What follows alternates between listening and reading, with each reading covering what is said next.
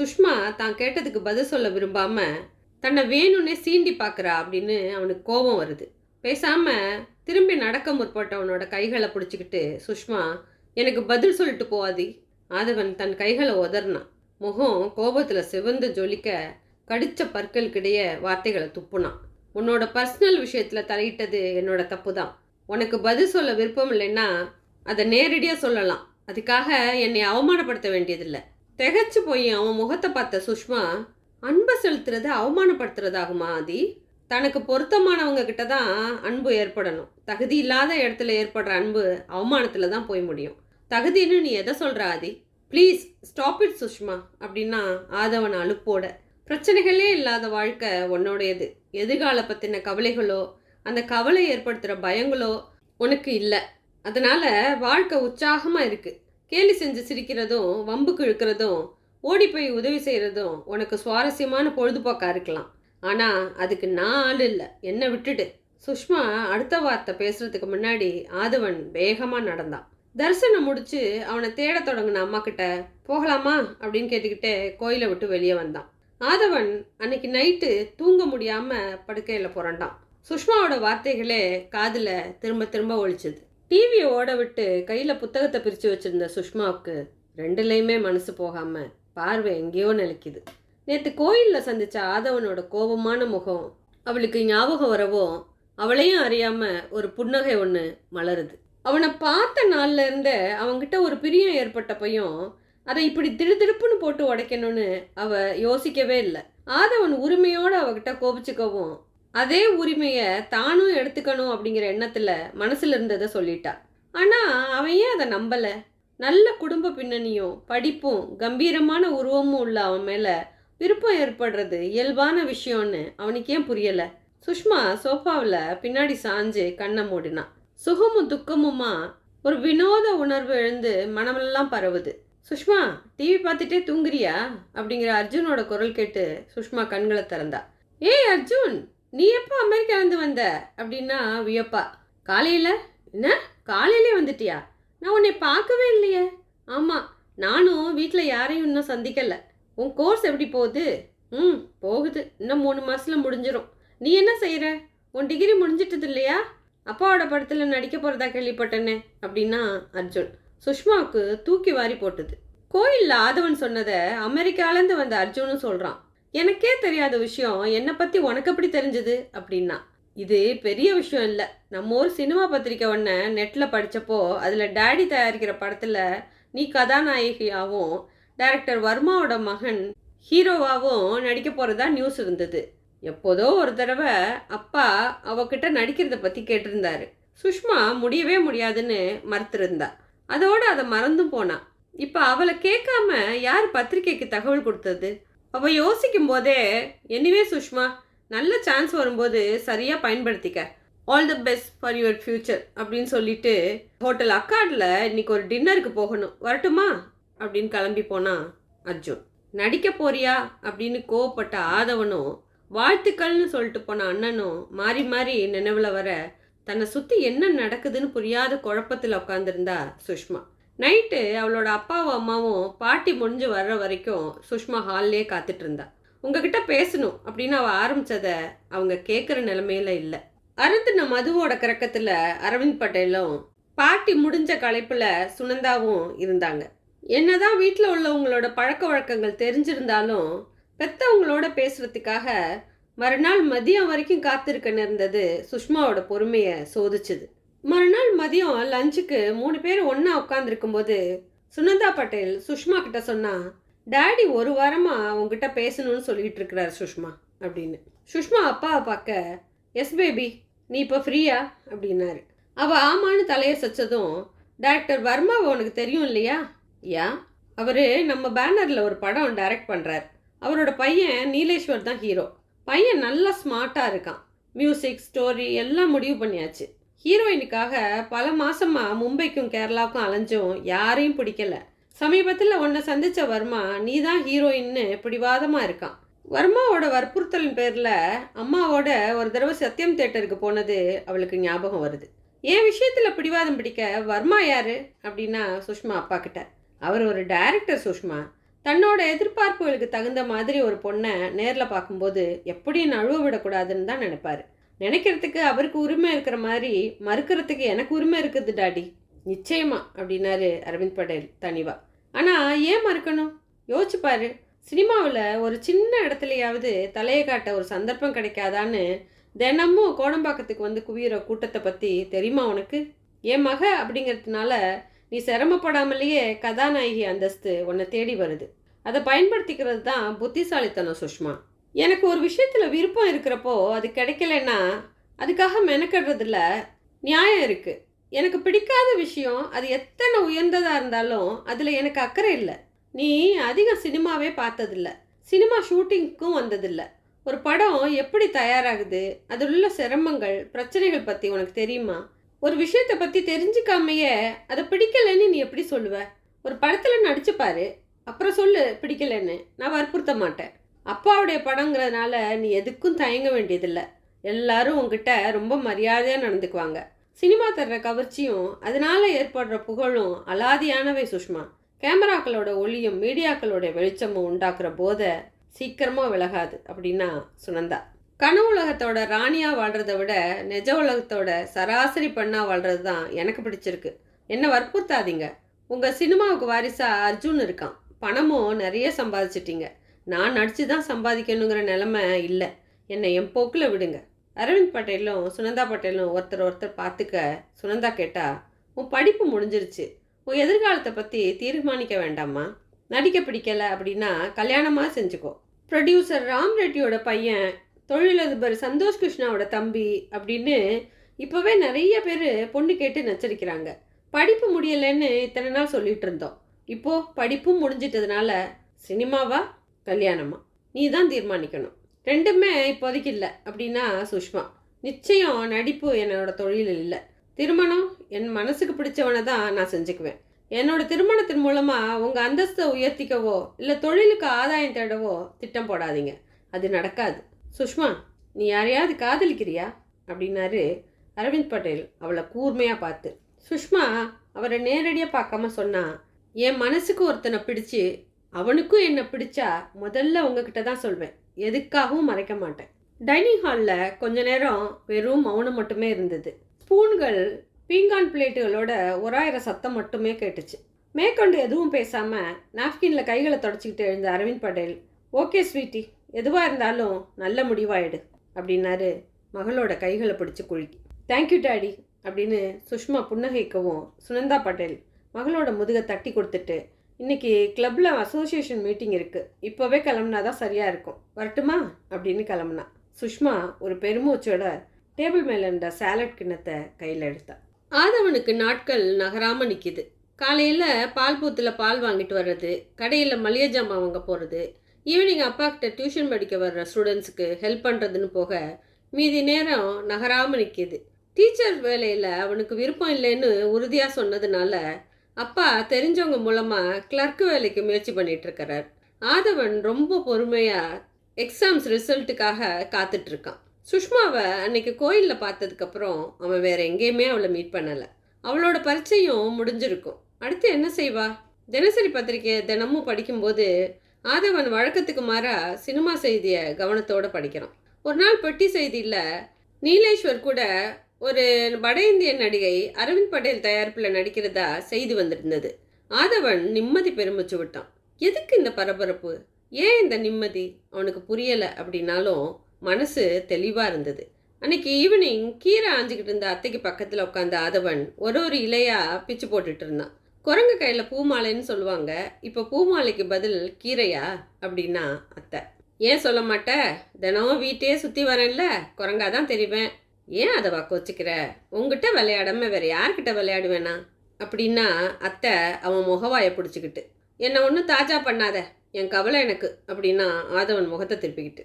சின்ன வயசில் சாப்பிட மறுத்து முகத்தை திருப்பிக்கிற ஆதவன் நினைவுக்கு வர அத்தை வாஞ்சியோடு அவன் தோலை பிடிச்சா. எதுக்கு இத்தனை டென்ஷன், அமைதியாயிரு ஆதவா, உனக்குன்னு விதிச்சு இருக்கிறது எதுவோ அது உன்னை தேடி வந்தே தீரும். கவலைப்படுறதுனால ஆக போகிறது எதுவுமே இல்லை.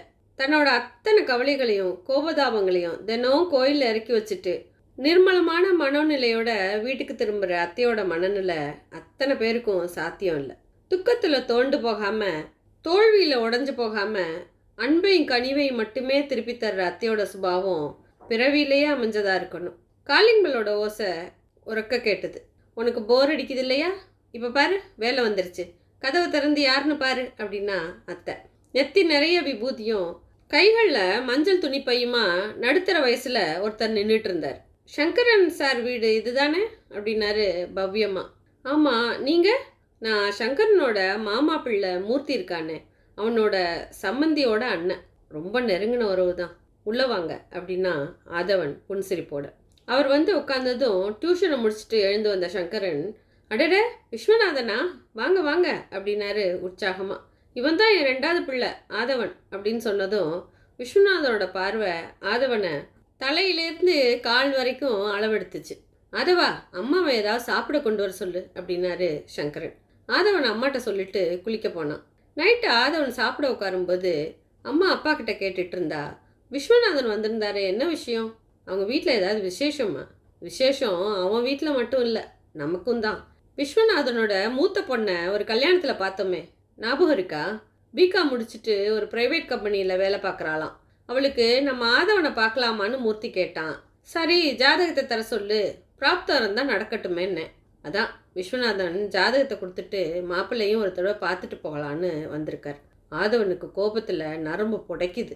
கையில் இருந்த சாப்பாடு தட்டில் செதறுது. சில மாதங்களுக்கு முன்னாடி சரவணனுக்கு கல்யாணம் பேச கொஞ்சம் பேர் வந்து போனதும் அப்பா சரவணனை கலந்து கூட ஆலோசிக்காம அவன் கல்யாணத்தை நடத்தி முடிச்சதும் நினைவுக்கு வருது. ஆதவன் கையை கழுவிக்கிட்டு வந்து அத்தையோட எதிரில் நின்னான். அதுக்குள்ளேயா சாப்பிட்டுட்ட? இப்போதானே உனக்கு சாப்பாடு எடுத்து வச்சேன் அப்படின்னா அவனை பார்த்து. இன்னைக்கு காலையில் நம்ம வீட்டுக்கு வந்தது யாருன்னு தெரியுமா? அத்தை பதில் பேசாமல் இருக்க ஆதவன் சொன்னான், எனக்கு கல்யாணமா. வேடிக்கையா இல்லை? இதில் வேடிக்கை என்ன ஆதவா? பிள்ளைகளுக்கு கல்யாணம் செஞ்சு வைக்கிறது பெற்றவங்களோட கடமை இல்லையா? இல்லை, எனக்கு இன்னும் அதுக்கான வயசோ தகுதியோ ஆகலை. என்னோட சாப்பாடே அப்பாவோட அண்ணனோட தயவில் தான் நடக்குது. படிப்பு நீங்கள் போட்ட பிச்சை. இதில் என்ன நம்பி வாழ வர்றது கண்ணை கட்டிக்கிட்டு கிணத்துல விழற மாதிரி தான். நீ இந்த வீட்டு பையன் ஆதவா. இந்த வீட்டில் சாப்பிடவும் படிக்கவும் உனக்கு சகல உரிமை இருக்குது. இதில் உன்னோடது என்னோடதுங்கிற பேச்சு எங்கேருந்து வந்தது அப்படின்னா அத்தை அழுத்தமான குரல்ல. ஒரு நிமிஷம் தலை குனிஞ்சு அமைதியான ஆதவன் சொன்னான், எப்படி இருந்தாலும் என் கல்யாணம் இப்போ நினச்சி கூட பார்க்க முடியாத விஷயம். முதல்ல ஒரு வேலை வேணும் எனக்கு, அவ்வளவுதானே அப்படின்னா அங்கே வந்த வாசுகி. நிச்சயதார்த்தம் வேணும்னா செஞ்சுக்கலாம், வேலை கிடைச்ச பிறகு கல்யாணத்தை வச்சுக்கிட்டா போச்சு அப்படின்னா ரொம்ப சுலபமாக. ஆதவன் சத்தம் இல்லாமல் பல்ல கடிச்சான். அப்பாவோட பேச்சுக்கு தலையாட்டி அம்மாவுக்கு யோசிக்கவே மறந்து போயிடுச்சுன்னு நினச்சவனா முடிவாக சொன்னான், இன்னும் சில வருஷங்களுக்கு இந்த பேச்சையே வீட்டில் யாரும் எடுக்கக்கூடாது. அதுவும் இல்லாமல் இப்படியெல்லாம் ஒரு நாள் பொழுதில் பேசி முடிவெடுத்து என்னால் கல்யாணம் பண்ணிக்க முடியாது. எனக்குன்னு சில எதிர்பார்ப்புகள் இருக்குது, அதை நீங்கள் மதித்து தான் ஆகணும். ஆதவன் உறுதியாக சொல்லிட்டு அங்கேருந்து நகர்ந்ததும், என்ன கண்ணம்மா இவன் இப்படி சொல்கிறானே, உன் அண்ணாக்கு தெரிஞ்சால் கோவப்படுவாரே அப்படின்னா வாசுகி கவலையோட. கவலைப்படாதீங்க, ஆதவனோட பிடிவாதமும் அண்ணாவோட கோபமும் நமக்கு புதுசா என்ன? ஆதவனுக்கு இப்போ கல்யாணத்துக்கு என்ன அவசரம், பொறுத்து செய்யலாம் அண்ணி அப்படின்னா அத்தை. ஆனால் இது நல்ல இடம்னு உன் அண்ணா அபிப்பிராயப்படுறாரு. அவன் நேரம் இதை விட நல்ல பொண்ணா கூட கிடைக்கலாம். அண்ணா கிட்ட பேசலாம் அண்ணி, வா அப்படின்னு கண்ணம்மா வாசுகியோட சங்கரன் எதிரில் போய் நின்னான். அதானே பார்த்தேன், உன் மருமகனுக்கு இன்னும் நீ தூது வரலையேன்னு நினச்சேன். நான் எது செஞ்சாலும் அதுக்கு எதிராக நடந்துக்கிறதுன்னு நீயும் அவனும் முடிவு பண்ணியிருக்கீங்களா கண்ணம்மா அப்படின்னாரு சங்கரன் கோபமா. அப்படிலாம் இல்லைன்னா ஆம்பளை பிள்ளையோட கல்யாணத்துக்கு ஏன் இவ்வளோ அவசரப்படணும்? நம்ம ஆதவனோட குணத்துக்கும் லட்சணத்துக்கும் பொண்ணா கிடைக்காது. ஊருக்குள்ள உங்களுக்கு இருக்கிற மரியாதைக்கு பொண்ணு விட்டாரு என்னைக்கும் போட்டி போட்டுக்கிட்டு வருவாங்க பாருங்க. கண்ணம்மா சங்கரனை புகழ்ந்தும் கெஞ்சியும் பேசி இலக வச்சா. அவனுக்கு வக்காலத்து வாங்க வீட்டிலேயே ஆள் இருக்கும்போது நான் என்ன செய்ய முடியும்? அவன் விருப்பப்படியே நடக்கட்டும். ஆனால் கண்ணம்மா, அவன் ஏதாவது வழி மாறி போகிறான்னா அதுக்கு நீயும் ஒரு காரணம், ஞாபகத்தில் வச்சுக்க அப்படின்னாரு சங்கரன் கடைசியா. நான் வளர்த்த பிள்ளை நிச்சயம் பாதம் மாற மாட்டான்னா அப்படின்னா அத்தை உறுதியா. ஆதவன் கண்களை மூடிக்கிட்டே வீட்டோட அசைவுகளை கவனிச்சுக்கிட்டு இருந்தான். கூடத்தில் டெலிஃபோன் மணி அடிக்கிற சத்தம் பெருசாக கேட்குது. தொடர்ந்து உமா அவனை கூப்பிடுறதும் கேட்குது. உங்களுக்கு ஃபோன், யாரோ ஃப்ரெண்டா? இந்த நேரத்தில் வீட்டுக்கு ஃபோன் செஞ்சு பேசுகிற அளவுக்கு எந்த ஃப்ரெண்டு இருக்காங்க அப்படின்னு அவன் யோசனையோடே போய் ரிசீவர் எடுக்க, ஹலோ ஆதி அப்படின்னா சுஷ்மா உற்சாகத்தோட. எதிர்பாராம அவ குரலை கேட்டதில் திகைச்சு போய் ஆதவன் நின்றுட்டு இருக்க, அவன் பதிலையே எதிர்பார்க்காம சுஷ்மா பேசினா, ஹேய் கங்க்ராட்ஸ் மேன், குரூப் 1 தேர்வில் இந்தியாவிலேயே முதல் 3 பேரில் ஒருத்தனா வந்திருக்கிற. I am very happy. ஆதவனுக்கு அவ சொன்ன விஷயம் மெதுவாக உரைக்குது. நம்ப முடியாம நிஜமாவா அப்படிங்கிறான். ரிசீவரை பிடிச்சிருந்த கையை நடுங்குது. சேரப் மேன், வீட்டில் உள்ளவங்களுக்கு இன்ஃபார்ம் பண்ணு, நான் அப்புறம் பேசுகிறேன் அப்படின்னு தொடர்பை துண்டிச்சா சுஷ்மா. ஆதவன் வீட்டில் எல்லார்ட்டையும் சொல்லவும் சரவணன் ஓடி வந்து அவன் கைகளை பிடிச்சிட்டு ரொம்ப சந்தோஷமாக குலுக்குனான். எனக்கு தெரியும் நீ பாஸ் பண்ணுவேன்னு, எனக்கு ரொம்ப சந்தோஷம் அப்படின்னா முகம் மலர. உமாவும் கணவனோட மகிழ்ச்சியை பிரதிபலிக்க, நேர்முக தேர்வு எப்போ, இப்போலேருந்து அதுக்கு தயார் பண்ணிக்க அப்படின்னாரு அப்பா. கண்ணம்மாவோட கால்களில் விழுந்து வணங்குனா ஆதவன். உன் உதவி இல்லைன்னா இது நடந்திருக்காது அத்தை அப்படின்னா உணர்ச்சி வசப்பட்டு. உனக்கு கிடைக்க வேண்டியது கிடைச்சிருக்கு அப்படிங்கிறா அத்தை கண்கலங்க. அண்ணி, உன் பையன் ஐஏஎஸ் பாஸ் பண்ணிட்டான் பாத்தியா அப்படின்னா அம்மா கிட்ட அத்தை. எனக்கு அதை பற்றி என்ன தெரியும் கண்ணம்மா, அவன் தான் எப்பயும் படிச்சுக்கிட்டே இருந்தான் அப்படின்னா வாசுகி. அடுத்து இன்டர்வியூலையும் ஆதவன் சிறப்பாக செய்யவே அவன் செலக்ட் ஆனதா அறிவிக்கப்பட்டான். இன்னும் 10 நாளில் முசோரிக்கு ட்ரைனிங் கிளம்ப சொல்லி ஆர்டர் வந்தது. ஆதவன் கிளம்புறதுக்கான ஏற்பாடுகளில் முடிஞ்சிருந்தப்போ சரவணன் ஆதவன்கிட்ட ஒரு செக்கு கொடுத்தான். ஆதவா, உனக்கு ட்ரெஸ்ஸஸ், ஷூ, ஸ்வெட்டர், பிளாங்கெட்ஸ்னு நிறைய வாங்க வேண்டியிருக்கும். போகிற இடத்துலையும் கொஞ்சம் கையில் பணம் வேணும். இந்த செக்கில் உனக்கு எவ்வளோ தேவைப்படுமோ அந்த தொகையை எழுதிக்கோ அப்படின்னா. சரவணன் முதல் தேதி சம்பளம் வாங்கினதும் பணத்தை அப்பாட்ட கொடுத்துருவான். தேவைப்படும் போது கேட்டு வாங்கிக்குவான். இந்த பணம் அவனுக்கு எப்படி வந்தது? ஆதவன் கேட்டதுக்கு சரவணன் சொன்னான், அத்தை வீட்டை விற்றப்போ நான் என்ன சொல்லியும் கேட்காம எனக்குன்னு ஒரு பங்கு தொகையை கொடுத்தாங்க. இத்தனை நாள் அதுக்கு தேவையில்லாமல் பேங்க்கில் தான் கிடந்தது. இப்போது ஒரு நல்ல விஷயத்துக்கு உபயோகப்படட்டும், எடுத்துக்கோ ஆதவா. அத்தை வீடு விற்ற பணத்தில் பெரும் பகுதியை ஆதவனுக்கு தான் செலவு பண்ணான்.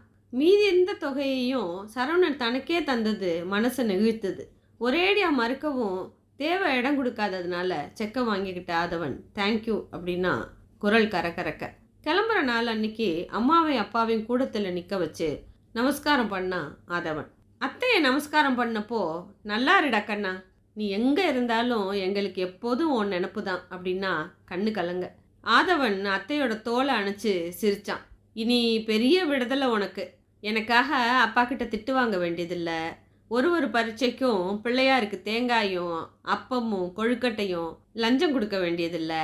எனக்கு பிடிக்காத கீரை துவையில சாப்பிட சொல்லி கெஞ்ச வேண்டியதில்லை. இதெல்லாம் இல்லாததுனாலேயே நீ இல்லைன்னு ஆயிடுமா அப்படின்னா வருத்தமா அத்தை. எல்லார்கிட்டையும் சொல்லிட்டு கிளம்பும்போது அடிக்கடி லெட்டர் போடுங்க, உடம்ப கவனிச்சுக்கங்க அப்படின்ன உமாவோட கண்களும் கலங்கியிருந்தது. சரவணன் டாக்ஸி பிடிச்சிட்டு வந்தான். ஆதவனும் சரவணனும் டாக்ஸியில் ஏறிக்கிட்டாங்க. வண்டி கிளம்பவும் ஆதவன் பார்வை வீட்டுக்குள்ளே போணுச்சு. கூடத்து சேரில் தலையை தொங்க போட்டபடி அப்பா உட்காந்துருக்க, அம்மா சேலம் முந்தானையால் கண்களை தொடச்சிட்டு இருந்தா. ரயில்வே ஸ்டேஷனில் பிளாட்ஃபார்மில் பெரிய பெட்டியை உருட்டிக்கிட்டு நடக்கும்போது, ஆதவா உன் ஃப்ரெண்டு வந்திருக்கா அப்படின்னா சரவணன். ஏன் ஃப்ரெண்டா? ஆமாம், அதோ பாரு. சரவணன் காட்டின திசையில் சுஷ்மா அவங்கள நோக்கி வந்துகிட்டு இருந்தா. முதல்ல தன்னோட தேர்வு முடிவை அறிவித்தது அவ தான் அப்படிங்கிற நினப்பு அப்போ தான் அவனுக்கு வருது. அதுக்காக அவளுக்கு அவன் ஒரு நன்றி கூட சொல்லலை. ஆதவனை சந்தித்து வாழ்த்து சொன்னவங்கக்கிட்ட பேசுகிறதுலையும் பயணத்துக்கான ஏற்பாடுகளை கவனிக்கிறதுலையும் அவன் சுஷ்மாவை சுத்தமாக மறந்தே போனான். ஹலோ ஆதி, கங்க்ராட்ஸ் அப்படின்னு ஆதவன்கிட்ட கை குலுக்குன சுஷ்மா சரவணன்கிட்ட நலம் விசாரிச்சா. நீங்கள் 2 பேரும் மெதுவாக வாங்க, நான் போய் சீட் நம்பர், கோச் எல்லாம் பார்த்து இந்த பெட்டியை உள்ளே வைக்கிறேன்னு சரவணன் பெட்டியை உருட்டிக்கிட்டே முன்னாடி நடந்தான். நீ நினச்சபடியே ஜெயிச்சிட்ட, ரொம்ப சந்தோஷமா அப்படின்னா சுஷ்மா சிரிச்சுக்கிட்டேன். ரொம்ப சந்தோஷம். நீ அன்னைக்கு எனக்கு ஃபோன் பண்ணி விஷயத்த சொன்னதுக்கு ரொம்ப நன்றி சுஷ்மா. ஆமாம், என் வீட்டு நம்பர் உனக்கு எப்படி தெரியும்? சுஷ்மா அலட்சியமாக தலையை குலுக்குனா. பட்டு கூந்தல் அழகாக தோளில் குதிச்சுது. நீல ஜீன்ஸ் மேலே போட்டிருந்த கருப்பு பனியன் அந்த ரயில்வே ஸ்டேஷனோட பிரகாசமான விளக்கொலியில் அவளோட நிறத்தை மின்ன வைக்குது. பவுடர் பூச்சி கூட இல்லாத முகம் கூடுதல் கவர்ச்சியை தர ஆதவன் பார்வையை விளக்க முடியாமல் தடுமாறினான். ஃபோன் நம்பர் தெரிஞ்சுக்கிறதெல்லாம் ஒரு விஷயமா? ஒருத்தர் மேலே அக்கறை இருந்தால் அவர் சம்மந்தப்பட்ட விஷயங்கள் தானாக தெரிஞ்சிடும். உனக்கு தான் என்னை பற்றி நினைவே இல்லையே. வேண்டாம் சுஷ்மா, இப்போ எதுவும் சொல்லாத. கோயில்ல ஏற்பட்ட மன வருத்தம் மறுபடியும் தொடர வேண்டாம். நீ என்னைய வழி அனுப்ப வந்திருக்க. எனக்கு சந்தோஷமா இருக்கு. இதே மனநிலையில என்னை அனுப்பி வை அப்படின்னா ஆதவன். நான் எதுவும் சொல்லல ஆதி. ஆனா உண்மையை புரிஞ்சுக்க முயற்சி பண்ணு. நிஜத்தை கண்டு பயந்து ஓடாத. நான் உன்னைய விரும்புறது உண்மை. அதுக்காக உன் பின்னாடி ஓடி வர்றது நிஜம். உன் மனசுல எழுற கற்பனைகள், சந்தேகங்கள் எல்லாமே பொய். இதை நீ என்னைக்காவது உணரணும். ஆதவன் பேச முடியாம நின்னுட்டு இருக்க. சுஷ்மா தொடர்றா. ஒருவேளை நானே வழிய வந்து என்னோட அன்பை சொல்றதுனால உனக்கு சாதாரணமாக தெரியுதோ என்னவோ. இனி நானா உன்னை துரத்த மாட்டேன். நீயே உன்னை உணர்ந்து வர்ற வரைக்கும் காத்துட்ருப்பேன். இந்த சமயத்தை மிஸ் பண்ணா என்னோட அன்பையும் வாழ்த்துக்களையும் உனக்கு தெரிவிக்க முடியாது அப்படிங்கிறதுனால தான் வந்தேன். அதவா 2 டயர் ஏசி 24ஆம் நம்பர் சீட்டு உன் பெட்டியை வச்சுட்டேன் அப்படின்ட்டு சரவணன் அங்கே வர, ஓகே நான் கிளம்புறேன். My best wishes to you Aadhi அப்படின்னு சுஷ்மா 2 பேர்ட்டையும் சொல்லிக்கிட்டு கிளம்புனான். ரயில் கிளம்புனதும் உடம்ப பார்த்துக்கோ அப்படின்னு சொல்லி சரவணன் கையசைச்சான். பதிலுக்கு கையசைச்சிட்டு தன்னோட சீட்டில் உட்காந்த ஆதவனோட மனசு முழுக்க சுஷ்மா நிறைஞ்சிருந்தா. அடுத்து வந்த 6 மாதமும் ஆதவனுக்கு ரெக்க கட்டிட்டு பறந்தது.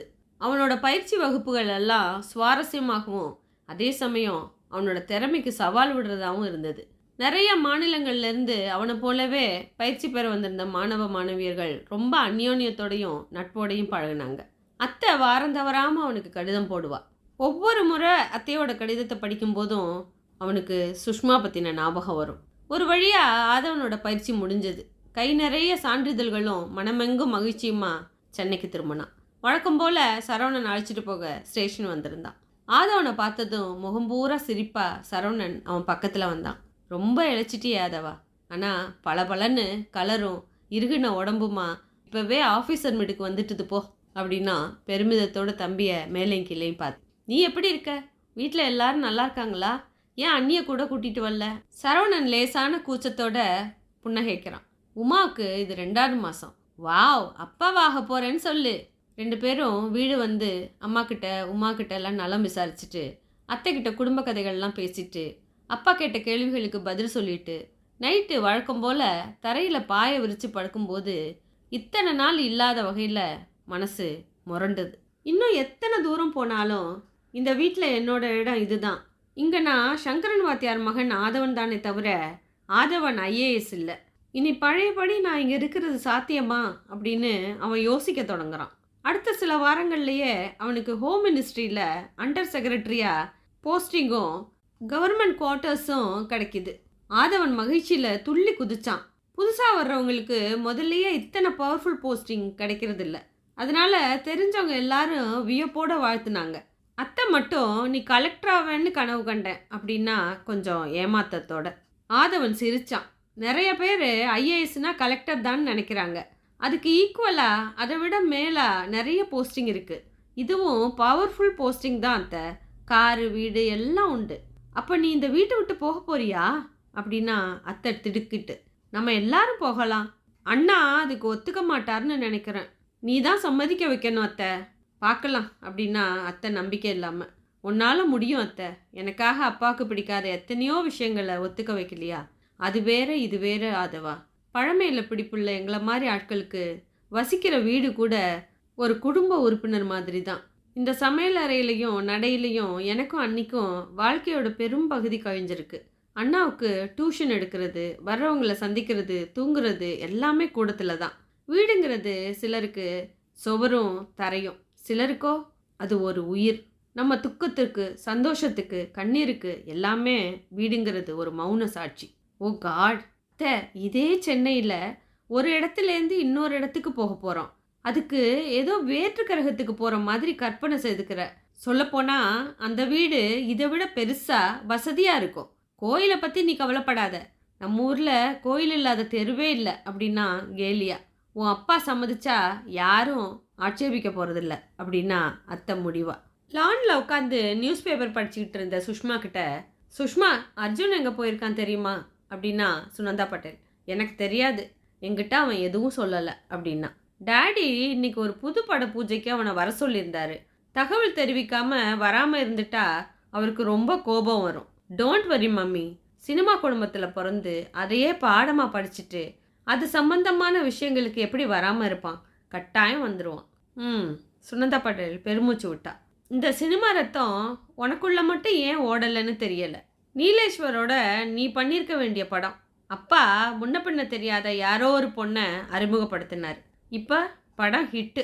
சம்பளம் கூட வேண்டான்னு நடிக்க வந்தவ இன்னைக்கு கோடி கோடியா சம்பாதிக்கிறா. இத்தனைக்கும் அழகுல உன் பக்கத்தில் கூட நிற்க முடியாது. ஐயோ மம்மி, எனக்கு போர் அடிக்குது அப்படின்னா சுஷ்மா. அப்படியா? இதோ உனக்கு போர் அடிக்காமல் பேச உன் ஃப்ரெண்டு வந்திருக்கான், நான் கிளம்புறேன். அர்ஜுன் வந்தா சீக்கிரம் வர சொல்லு அப்படின்னு சுனந்தா பட்டேல் போட்டிக்கோல நின்றுட்டு இருந்த காரை நோக்கி போக, சுனந்தா காட்டின திசையில் பார்த்த சுஷ்மாவுக்கு அம்மா கடைசியாக சொன்ன எதுவும் காதில் விழலை. கார்லேருந்து இறங்கி சுனந்தா பட்டேலுக்கு வணக்கம் சொல்லிட்டு தன்னை நோக்கி வந்த ஆதவனை தவிர அவள் கண்ணில் எதுவுமே படலை. சுஷ்மா அசையாமல் பார்த்துட்டு இருக்க, ஹேய், தெரிஞ்சவங்கள சந்திச்சா ஒரு ஹலோ சொல்ல மாட்டியா அப்படின்னா ஆதவன் சிரிப்போட. அத்தனை சரளமும் உற்சாகமுமா அவனை பார்க்குறது அதுதான் முதல் தடவைங்கிறனால சுஷ்மா ஹலோ அப்படின்னா ஆச்சரியம் மாறாத குரல்ல. உன் வீட்டுக்கு வந்திருக்கிறவங்களுக்கு எதுவும் தரமாட்டியா சுஷ்மா அப்படின்னு ஆதவன் கண்ணில் சிரிப்போட. ஓ, தரலாமே. உனக்கு என்ன வேணும்? காஃபியா, கூல்ட்ரிங்கா? நீ அப்படின்னா ஆதவன் சுட்டு வரல வசதி. என்னது நீயா? எது கொடுத்தாலும் சரி அப்படின்னா பதவிசா. சுஷ்மா வேலைக்காரனை அழைச்சி கூல்ட்ரிங்க்ஸ் சொல்லவும் ஆதவன் சொன்னான், அந்த ட்ரிங்கை இங்கே சாப்பிட்றத விட ஏதாவது ரெஸ்டாரண்ட்டில் சாப்பிட்டா நல்லா இருக்காது? சுஷ்மா வியப்போடு பார்க்கவும், ப்ளீஸ் என்னோட வா சுஷ்மா, கொஞ்சம் வெளியில் போய் பேசலாம் அப்படின்னா கெஞ்சலா. ஒரே நிமிஷம், நான் போய் ட்ரெஸ் மாற்றிட்டு வரேன்னு சுஷ்மா வீட்டுக்குள்ளே திரும்பவும் ஆதவன் அவளை அவசரமாக தடுத்தான். இதை விட அழகா உனக்கு வேறு எந்த உடையும் இருக்க முடியும்னு தோணலை, அதனால் இப்படியே வா. மை காட், நீயா பேசுகிற அப்படின்னா வியப்போட காமப்பாட்டிக்கிட்ட தகவல் சொல்லிட்டு கிளம்ப போனான். காரை நேராக தி பார்க் ஹோட்டலுக்குள்ளே விட்டான்.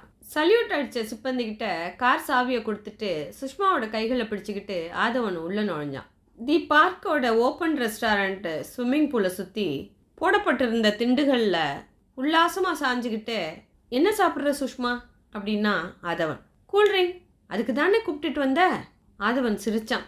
அதோட ஏதாவது சாப்பிடுவோமே.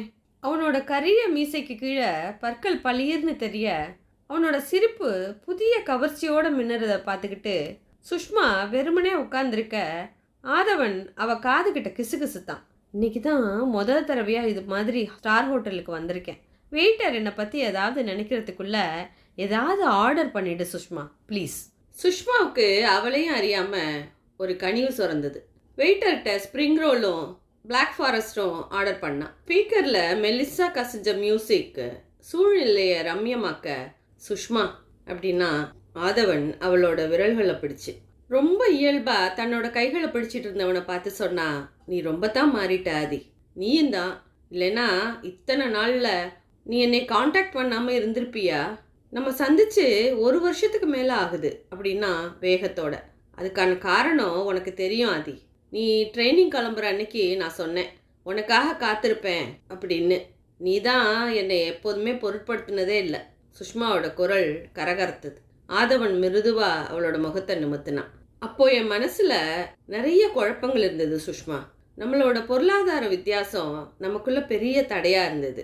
இப்போ இந்த ஹோட்டல்ல சாப்பிட வந்திருக்கிறதால நான் உன் அளவு பணக்காரன் ஆயிட்டேன் அப்படின்னு அர்த்தம் இல்லை. இன்னும் நமக்குள்ள அந்த வித்தியாசம் அப்படியே தான் இருக்கு. ஆனா சுஷ்மா, உன் வீட்டு சௌரியங்கள் கிடைக்கலனாலும் உன்னை கஷ்டப்படாம பார்த்துக்க முடியுங்கிற நம்பிக்கை இப்போ வந்திருக்கு. வசதியான ஒரு வீடும் காரும் வேலைக்காரங்களும் சமூகத்தில் கௌரவமாக சொல்லிக்கும்படியான ஒரு அந்தஸ்தும் இருக்குது. இந்த நிலைக்காவது வந்த பிறகுதான் உன்னை சந்திக்கணும்னு இத்தனை நாள் காத்திருந்தேன். இப்போது தைரியமாக சொல்வேன் சுஷ்மா, நான் உன்னை விரும்புகிறேன்.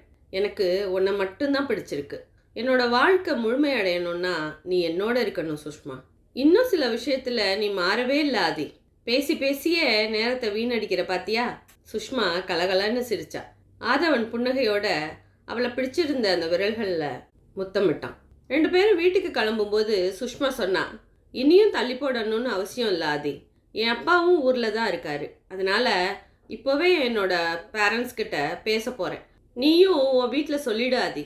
ஆதவன் தயக்கத்தோடு தலையசைச்சான். நான் படிப்பை முடித்ததை விட வேலையில் ஜாயின் பண்ணதை விட சிரமமான விஷயம் இது. இந்த விஷயத்த எப்படி சொல்லுவேன்?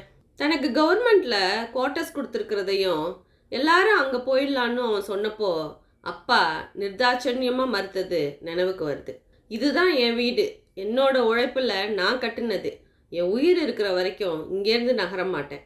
உனக்கு பிரியப்பட்டா எங்கள் கூட இரு, இல்லைன்னா உனக்கு வசதியான இடத்துல இருக்கிறதுல எனக்கு ஆட்சேபனை இல்லை அப்படின்னாரு கராரா. ஆதவனுக்கு கல்யாணம் ஆனதும் 2 மருமக பேரம் பேத்தின்னு வீடு கலகலன்னு இருக்கும்னு நினச்சேன் அப்படின்னா வாசி பெருமூச்சோட.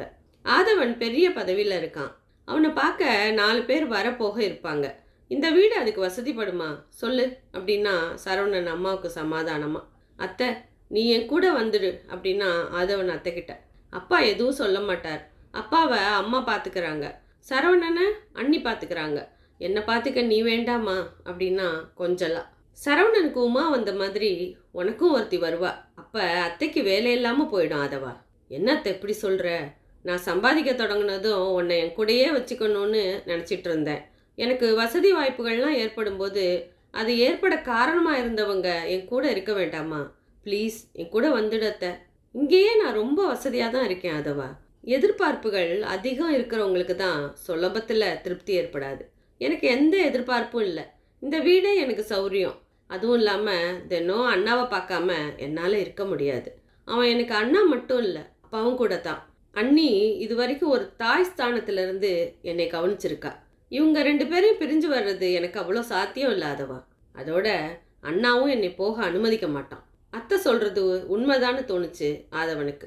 உன் அண்ணா மேலே இருக்கிற கரிசனம் என் மேலே இல்லை, அப்படி தானே அத்தை அப்படின்னா ஆதவன் வருத்தத்தோட. அத்தை வாஞ்சையா அவன் தலையை கோதுனா. என் குழந்தை மேலே எனக்கு எப்படி கரிசனம் இல்லாமல் இருக்கும்?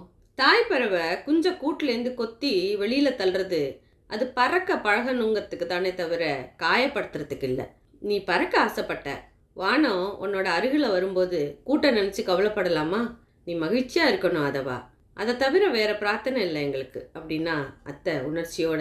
ஆதி, சுஷ்மா ஆதவனோட தோள்களை உழுக்குனா. கல்யாணம்னதும் கனவு காண ஆரம்பிச்சிட்டியா? வீடு வந்துருச்சு. சுஷ்மா வீட்டுக்கு முன்னாடி கார் நின்று இருக்க. சுஷ்மா அவன்கிட்டேருந்து விடை பெற்று உள்ளே போகிறா. அன்னைக்கு நைட்டே சுஷ்மா தான் ஆதவனை கல்யாணம் பண்ணிக்க இருப்பதா சொல்ல அவளோட பேரண்ட்ஸுக்கு அதில் விருப்பம் இல்லை. அவனோட படிப்பும் பதவியும் அவங்கள திருப்திப்படுத்தலை. ஹோம் மினிஸ்ட்ரியில் வேலைங்கிறதெல்லாம் சரிதான். அவனுக்கு சொந்தமாக அட்லீஸ்ட் இந்த மாதிரி ஒரு வீடாவது இருக்கா அப்படின்னும், நீ சமூக சேவை அப்படின்னு போனதுனால உன் ஸ்டேட்டஸ், நீ யார் அப்படிங்கிறத கூட மறந்துட்ட அப்படின்னும் சொன்னாங்க. போதும் டாடி அப்படின்னா சுஷ்மா, நீங்களும் உங்கள் படங்களில் வர பணக்கார அப்பா மாதிரியே பேசாதீங்க. இத்தனை வருஷமாக நான் வளர்ந்த விதத்துலையும் நடந்துக்கிட்ட முறையிலையும் என்னோட செலெக்ஷன் மேலே உங்களுக்கு நம்பிக்கை இருக்க வேண்டாமா? வாழ்கிறதுக்கு பணம் தேவைதான், ஆனால் பணம் மட்டுமே வாழ்க்கை இல்லை. பணத்தால் வாங்க முடிஞ்ச எல்லாத்தையும் வாங்கி வீட்டை நிறைச்ச பிறகு கிடைக்காத அன்புக்காக ஏங்குறது தான் மனுஷ இயல்பு. அந்த ஏக்கமும் துக்கமும் எனக்கு ஏற்படாமல் இருக்கணும்னா எனக்கு பிடிச்சவனை எனக்கு கல்யாணம் பண்ணி வைங்க. நான் அவசரப்பட்டு முடிவு எடுக்கலை டாடி. ஆதவன்கிட்ட என் விருப்பத்தை சொல்லி 1 வருஷம் கழித்து தான் அதுக்கு அவன் சம்மதம் சொல்லியிருக்கான். நீங்கள் சொல்கிற பொருளாதார ஏற்றத்தாழ்வுகள் பற்றி நாங்கள் நிறையா பேசியாச்சு. அரவிந்த் பட்டேல் யோசனையில் ஆழ்ந்து போக சுனந்தா பட்டேல் திகப்போட கணவனையும் மகளையும் பார்க்குறா. சின்ன வயசுலேருந்தே அவங்களுக்கு வேண்டிய சுதந்திரம் கொடுத்து அவங்களோட விருப்பு வெறுப்புகளை மதித்து வளர்த்துருந்ததுனால இப்போ ஒரேடியாக அவங்களால மறுக்க முடியலை. நீண்ட மௌனத்துக்கு பிறகு அரவிந்த் பட்டேல் சொன்னார், உன்னோட எதிர்காலம் பற்றி முடிவெடுக்க உனக்கு எல்லா உரிமையும் இருக்குது. அதை யாராலையும் மறுக்க முடியாது. உன்னை பெற்றவங்களா உன்னோட கல்யாணத்தை நல்ல முறையில் நடத்தி வைக்க வேண்டிய கடமையும் எங்களுக்கு இருக்குது. அதில் எந்த குறையும் வைக்க மாட்டோம். அதே சமயம் அந்த குடும்பத்தோட சமமான நிலையில் உறவு கொண்டாடுறது எங்களால் முடியாத விஷயம். இந்த திருமணத்தில் நீங்கள் 2 பேர் மட்டும்தான் இணைய முடியும். 2 குடும்பங்களுக்கான இணைப்பு சாத்தியம் இல்லை சுஷ்மா. அவங்களுக்கும் அப்படித்தான் டாடி. உங்ககிட்ட சொந்தம் பாராட்டுறது சிரமமாக இருக்கும். அதனால் சம்மந்தி மரியாதையெல்லாம் எதிர்பார்க்க மாட்டாங்க. அப்போ சரி, அடுத்து என்ன? கல்யாணம் எப்போ? இதெல்லாம் ஆதவனு நீமா முடிவு பண்ணிட்டு வந்து சொல்லுங்க அப்படின்னார். ஓகே டாடி, தேங்க்யூ அப்படின்னவ சந்தோஷமாக ஆதவனுக்கு ஃபோன் பண்ண போனான். ஆழ்ந்த தூக்கத்தில் இருந்த சுஷ்மா அலாரத்தோட சத்தம் கேட்டு புரண்டு படுத்தா. கண்களை திறக்காமலேயே கையை நீட்டி அலாரத்தை நிறுத்தி டேபிளை தடவுனவ ஏதோ கீழே விழுந்த சத்தம் கேட்டு கண்களை திறந்தா. 1 நிமிஷம் எங்கே இருக்கோன்னு புரியாமல் மறுட்டுது. இடுப்பில் அழுத்தின கனமான கைகளையும் அவளை அணைச்சிக்கிட்டு தூங்கின ஆதவனையும் பார்த்ததும் தான் தங்களுக்கு கல்யாணம் ஆயிடுச்சு அப்படிங்கிறது ஞாபகம் வரவும் முகத்தில் புன்னகை மலருது. ஆதவன் அவன் அப்பா கிட்ட சுஷ்மாவை பற்றி சொன்னதும், இவ்வளோ பெரிய இடமா அப்படின்னு மலைச்சதும், சினிமாக்காரர் பொண்ணா அப்படின்னு மறுத்ததும், ஆதவன் அவரை எப்படி சமாதானம் செய்யறதுன்னு தெரியாமல் முழிச்சதும், வழக்கமாக அவனுக்கு பறிஞ்சிட்டு வர்ற அத்தை கூட கல்யாணம்னு வர்ற வரைக்கும் என்கிட்ட ஒரு வார்த்தை சொல்லலை பார்த்தியா அப்படின்னு குறப்பட்டதும் தான் நடந்தது. உமா மட்டும், நான் அன்னைக்கே நினச்சேன் தம்பி, உங்களுக்கு ஏற்ற ஜோடின்னு அப்படின்னா சந்தோஷமா. அம்மாவும் சரவணனும் மௌனமாக இருக்க ஆதவனை அடுத்து என்ன செய்யறதுன்னு தெரியாமல் திகச்சப்பதான் சுஷ்மா காமபாட்டியை துணைக்கு அழைச்சிக்கிட்டு ஆதவனோட வீட்டுக்கு வந்தா. அப்பா கிட்டையும் குடும்பத்தில் உள்ளவங்க கிட்டையும் இயல்பாக பேசினா. சினிமா குடும்பத்தில் பிறந்ததை தவிர எனக்கும் சினிமாவுக்கும் எந்த சம்மந்தமும் இல்லை. ஆதவன்கிட்ட முதல்ல பிரியத்தை சொன்னது நான் தான். அது ஆதவனை பார்த்ததால மட்டும் வரல, உங்கள் குடும்பத்தோட பழகுனதுனாலையும் ஏற்பட்டது. கடைசி வரையும் சேர்ந்திருக்க போகிறது நாங்கள் தான். இதில் பொருளாதார ஏற்றத்தாழ்வுகளுக்கு இடமே இல்லை அப்படின்னா சங்கரன் உடனே ஒத்துக்கலை. இருந்தாலும் சுஷ்மா அடுத்தடுத்து பேசி பேசி அவரை இலக வச்சா. தொடர்ந்து சுஷ்மாவை பெற்றவங்களும் சம்மந்தம் பேச வரவும் சங்கரன் வேறு வழி இல்லாமல் சம்மதிச்சார். அவரோட விருப்பப்படி வடபழனி முருகன் சன்னிதானத்தில் கல்யாணம் நடக்கும்போது ஆதவன்கிட்ட தான் முதல்ல காதலை சொன்ன இடம் இது அப்படின்னு ஞாபகம் வரவும் சுஷ்மாவுக்கு மனசு சிலுத்துச்சு. ஈவினிங் அரவிந்த் பட்டேல் தன்னோட ஸ்டேட்டஸுக்கு ஏற்ற மாதிரி தாஜ் ஹோட்டலில் ஆடம்பரமாக வரவேற்பு நடத்தினார். எல்லா திருமண சம்பிரதாயங்களும் முடிஞ்சு ஆதவனோட புது வீட்டில் அவங்க குடியேறினப்போ சுஷ்மா கேட்டா, நம்ம உன் வீட்டில் தங்கலையா ஆதி? ஏன் வீட்லையா? அங்கே எனக்கே இடம் போதாது, நீ எப்படி தங்க முடியும்? அப்போ இத்தனை நாள் அங்கே எப்படி தங்கியிருந்த? அது வேற சுஷ்மா, சொன்னால் உனக்கு புரியாது. உனக்கு தான் என்னை புரியல ஆதி.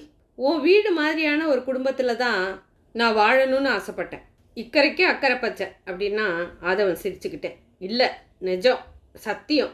ஓகே, வாழ்க்கையை ஆரம்பிக்கிற நாளே என்னோட சண்டை போட போறியா அப்படின்னா ஆதவன். சுஷ்மா அதுக்கு மேலே எதுவும் பேசாமல் அமைதியானா. புரண்டு படுத்த ஆதவன் சுஷ்மா முழிச்சிட்டு இருக்கதை பார்த்ததும் தூக்கம் விலகாமையே புன்னகைக்கிறான். என்னடா அதுக்குள்ளே எழுந்துட்ட? நீ ஆஃபீஸ் போக வேண்டாமா?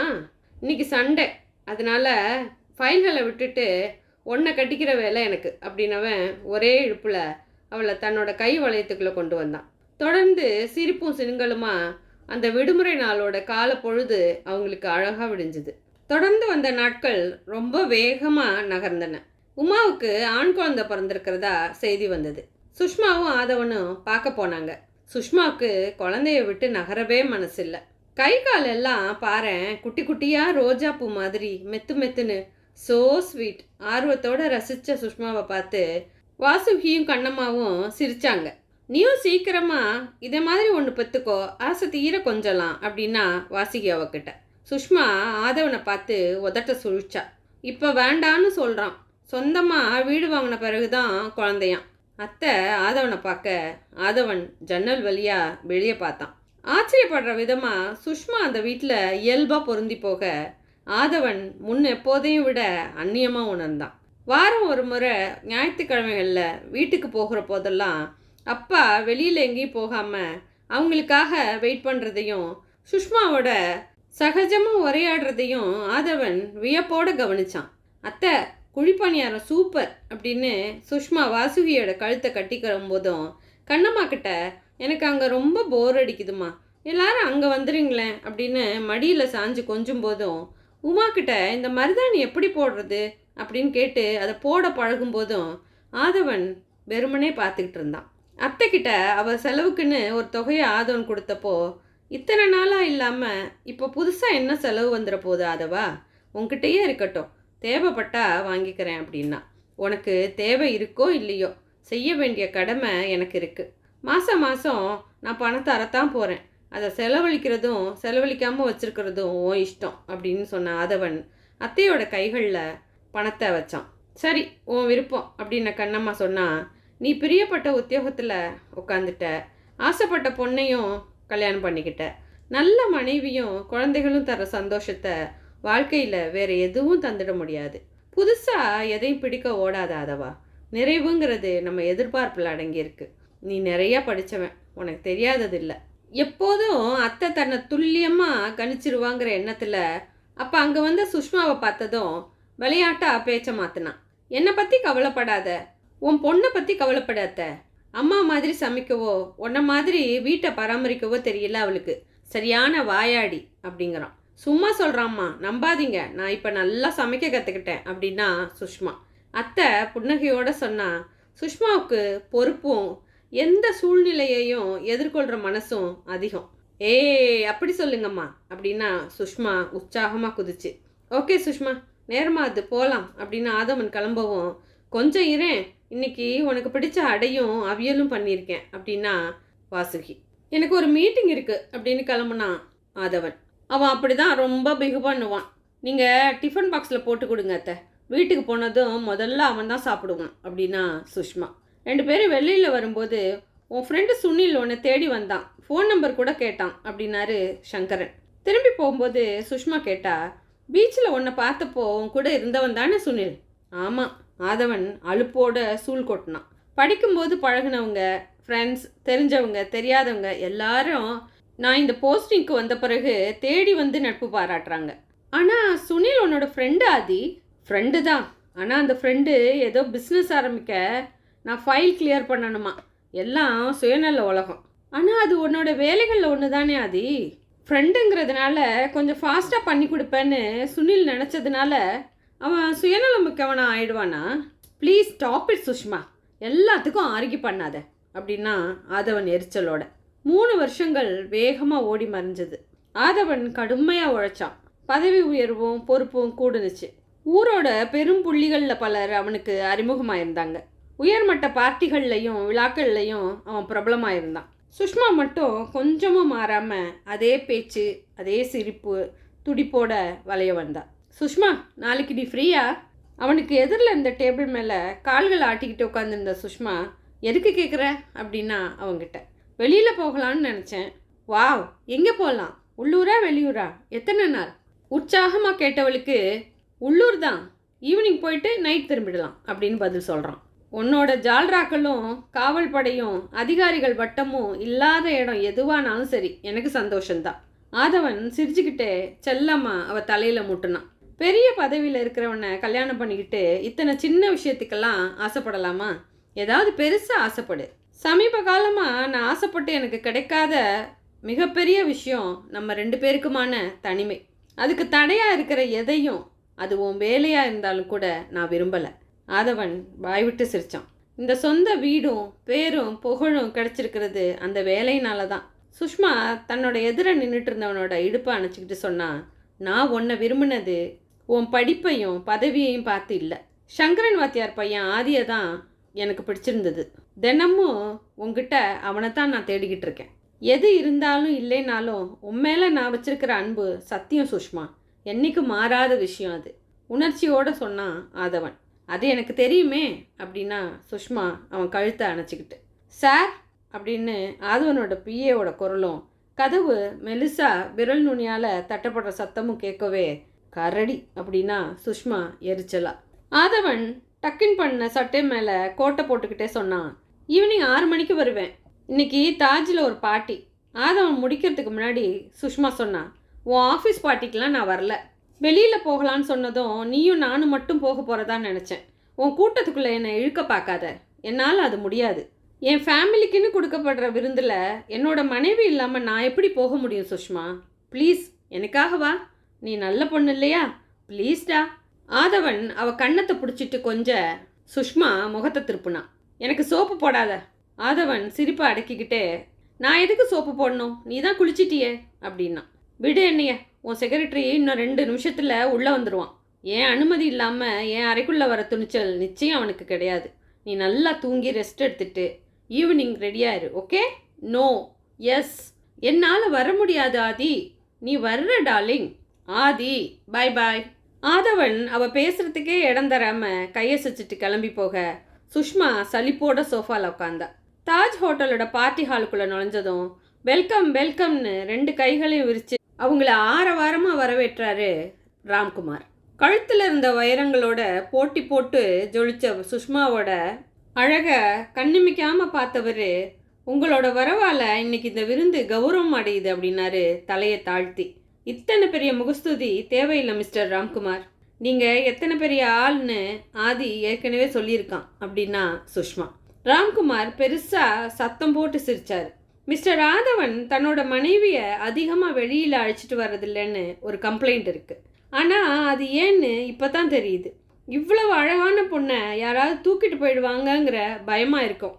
சுஷ்மா முகத்தை சுருக்குனா, என்னை தூக்கிட்டு போக நான் பொம்மை இல்லை ராம்குமார்.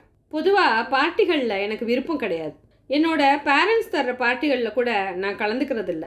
சுஷ்மா மேலே பேசுகிறதுக்கு முன்னாடி, உங்கள் நேரத்தை நாங்களே எடுத்துக்கிறது சரியில்லை மிஸ்டர் ராம்குமார், நாங்கள் உள்ளே போகிறோம், நீங்கள் விருந்தினர்களை கவனிங்க அப்படின்னு சொல்லிட்டு சுஷ்மாவோட கையை பிடிச்சிட்டு அங்கேருந்து நகர்ந்தான். பஃபேலேருந்து சாப்பாடெல்லாம் எடுத்துகிட்டு சாப்பிட ஆரம்பிக்கும் போது ஆதவன் சொன்னான், எல்லார்ட்டையும் வெளிப்படையாக பேசணுன்னு அவசியம் இல்லை சுஷ்மா. உன்னோட வருகையால் ராம்குமாருக்கு ஏற்பட்ட மகிழ்ச்சியை நீ ஏன் கெடுக்கிற? நான் உண்மையை சொன்னேன் ஆதி. ராம்குமாரை மகிழ்விக்க வேண்டிய அவசியம் எனக்கு இல்லை. சுஷ்மா அப்படி சொல்லவும், ஆனால் எனக்கு இருக்கு சுஷ்மா. என்னோட வளர்ச்சிக்கு ராம்குமார் மாதிரியானவங்கள அனுசரித்து போயாகணும். சுஷ்மா திகச்சு போய் அவனை பார்த்தா. உன்னோட அறிவும் புத்திசாலித்தனமும் எங்கே போணுச்சு ஆதி? அது பரீட்சை பேப்பரில் மார்க் வாங்க தான் யூஸ் ஆகும். வாழ்க்கையில் உயரணுன்னா சம்பாத்தியம் முக்கியம் சுஷ்மா. ஆதவங்கிட்ட இதை எதிர்பார்க்காத சுஷ்மா மேற்கொண்டு எதுவும் பேச தோணாமல் அப்படியே உட்கார்ந்துருந்தா. ரொம்ப கட்டுப்பாடான குடும்ப அமைப்புலேருந்து வந்த ஆதவன் எப்படி இப்படி மாறி போனான் அப்படின்னு அவள் யோசிக்க தொடங்கும்போது ஆதவன் அவளை எல்லாருக்கும் அறிமுகம் செஞ்சு வச்சான். சொல்லி வச்ச மாதிரி எல்லாரும் அவளோட அழகை புகழ்ந்தாங்க. சுஷ்மா ஆதவனோட கைகளை பிடிச்சிக்கிட்டு அவனை விட்டு நகராமல் நிற்கவும் ராம்குமார் சுஷ்மா கிட்ட, ஆதவன் உங்களோட கண்களுக்கு ஏதோ மாயத்திரை போட்டிருக்கிறாருன்னு நினைக்கிறேன் சுஷ்மா. ஆதவனை தவிர வேற யாருமே உங்கள் கண்களில் படலை போலையே. சுஷ்மா கலகலான்னு சிரிச்சா. ஆதவன் அத்தனை ரொமான்டிக் இல்லை ராம்குமார். இன்ஃபேக்ட் நான் என் காதலை சொன்னப்போ என்னை ரொம்பவே கோபிச்சுக்கிட்டான். இஸ் இட் அப்படின்னாரு ராம்குமார் நம்ப முடியாமல். நம்ம கதை எதுக்கு? இன்னைக்கு பார்ட்டி எத்தனை கிராண்டாக இருந்தது அதை பற்றி சொல்லு. சாப்பாடு சிம்பிளி சூப்பர், அந்த டிஜே மியூசிக் அருமை இல்லையா சுஷ்மா அப்படின்னா ஆதவன். ஆமாம், அதான் நீயே சொல்லிட்டிய அப்படின்னு சுஷ்மா. போகலாமா அப்படின்னா வாட்சை பார்த்துக்கிட்டு. ஓகே கிளம்பலாம் அப்படின்னு ஆதவன் கிளம்ப ராம்குமார் சுஷ்மா கிட்டையும் ஆதவன் கிட்டையும் தோளை அணைச்சி விடை கொடுத்தார். எனக்கு ரொம்ப மகிழ்ச்சி, இது நல்ல ஆரம்பம், நம்ம அடிக்கடி சந்திக்கலாம். ஓ ஷியோர் அப்படின்னா ஆதவன் தோள்களை குலுக்குனபடி. வீடு வந்ததும் டிரைவர் காரை ஷெட்டில் நிறுத்திட்டு கிளம்ப ஆதவன் கதவை தாளிட்டுட்டு உள்ளே வந்தான். சுஷ்மா நைட்டிக்கு மாதிரி அலுப்போட படுக்கையில் சாஞ்சா. அவள் பக்கத்தில் வந்து உட்காந்த ஆதவன் சொன்னான், எனக்கு இன்னைக்கு ரொம்ப சந்தோஷமாக இருக்குது சுஷ்மா. இன்னைக்கு நமக்கு கிடைச்ச மரியாதையை பார்த்தியா? நீ என் கூட இருந்தால் போதும், நான் எங்கேயோ போயிடுவேன். அதான் எனக்கும் பயம், நீ எங்கேயாவது போயிட்டா என்னால் உன்னை பிடிக்க முடியாது பாரு. விளையாடாத சுஷ்மா, நான் சீரியஸாக பேசுகிறேன். நானும் சீரியஸாக தான் சொல்கிறேன் ஆதி. சுஷ்மாவோட வார்த்தைகளில் அத்தையோட சாயல் தெரிகிறதா அவனுக்கு படுது. அது அவகிட்ட சொன்னப்ப எல்லா பெண்களுக்கும் சாயல் ஒன்று தான் ஆதி, உருவங்கள் தான் வேற. சுஷ்மா பிறந்ததுலேருந்து பற்றாக்குறை பட்ஜெட்டில் குடும்பம் நடத்தி பழகுனவன் நான். என் அளவுக்கு திறமையோ படிப்போ இல்லாத என்னோட சக மாணவர்கள் தங்களோட குடும்ப பின்னணியால் நல்ல நிலைமைக்கு போகிறத பார்த்து மனசு நொந்தவன். இன்னைக்கு என்னோட கடின உழைப்பால் கௌரவமான பதவியில் இருக்கேன். இந்த பதவி மூலமாக இன்னும் வசதிகளை பெருக்கிக்க முடியும் அப்படிங்கும்போது அதை உபயோகப்படுத்திக்கிறதுல என்ன தவறு? சுஷ்மா மிருதுவாக அவனோட தலையில் கை வச்சா. உன்னோட ஆதங்கமும் துடிப்பும் எனக்கு புரியுது ஆதி. பட் நேர்மையான வழியில் கிடைக்காத எதுவும் நிலைக்காது. சும்மா டயலாக் பேசாத சுஷ்மா. உன்னை சுற்றி என்ன நடக்குதுன்னு பாரு. இன்னைக்கு குடிக்கிற தண்ணி, சாப்பிட்ற சாப்பாடு, போட்டுக்கிற ட்ரெஸ்ஸுன்னு எதுலேயுமே நேர்மை இல்லை. பால்காரன் தண்ணி கலக்காமல் என்னைக்காவது பால் ஊற்றிருக்கானா? வேலைக்காரி வாங்குகிற சம்பளத்துக்கு ஒழுங்காக வேலை செஞ்சுருக்காளா? ஆட்டோக்காரன் போகிற இடத்துக்கு நியாயமான பணம் கேட்குறானா? ஸ்டாப் இட் ஆதி, இதெல்லாம் எனக்கு தெரியாது நான் சொல்கிறேன். நாம் நம்மளை சுற்றி இருக்கவங்களுக்காக வாழலை, நமக்காக வாழ்கிறோம். நேர்மையாக வாழ்ந்து பழகுனவங்க சந்தர்ப்ப சூழ்நிலையால் தப்பு செய்ய நேரும்போது அவங்க மனசே அவங்கள நிம்மதியாக இருக்க விடாது. பின்னாடி நீ நினச்சி வருத்தப்படுற மாதிரி எந்த தவறையும் அவசரப்பட்டு செஞ்சிடக்கூடாது. எனக்கு லெக்சர் கொடுக்காத சுஷ்மா அப்படின்னா ஆதவன் அலுப்பா. அவனை ஒரு நொடி உத்து பார்த்தவ, லெக்சர் கொடுக்க எனக்கும் விருப்பம் இல்லை. ஏன்னா இன்னைக்கு ஈவினிங் முழுக்க நான் உன் கூட இருந்திருக்கேன். அந்த சந்தோஷமான மனநிலையை கெடுத்துக்க விரும்பலை. தட்ஸ் குட் அப்படின்னு சொன்ன ஆதவன் அவள் கன்னத்தில் முத்தமிட்டான். ஏய், உங்ககிட்ட ஒரு வாசனை வருது. பார்ட்டியில் ட்ரிங்க் சகஜம் டார்லிங், உனக்கு தெரியாதா என்ன? அட்ஜஸ்ட் பண்ணிக்கோ அப்படின்னா ஆதவன் கொஞ்சலா. அடிக்கடி இது தொடரக்கூடாது ஆதி அப்படின்னா சுஷ்மா கண்டிப்போட. ஓகே ஓகேன்னு சொல்லிக்கிட்டே அவள் முகத்தோட முகம் வச்சு உரசுனவன், இது வரைக்கும் எனக்கு கிடைச்சிருக்கிற எல்லா அதிர்ஷ்டமும் உனக்கு ஈடாகாது சுஷ்மா. நீ என் வாழ்க்கையில் வந்த பிறந்தான் என் வாழ்க்கை ரொம்ப அழகாக மாறுச்சு.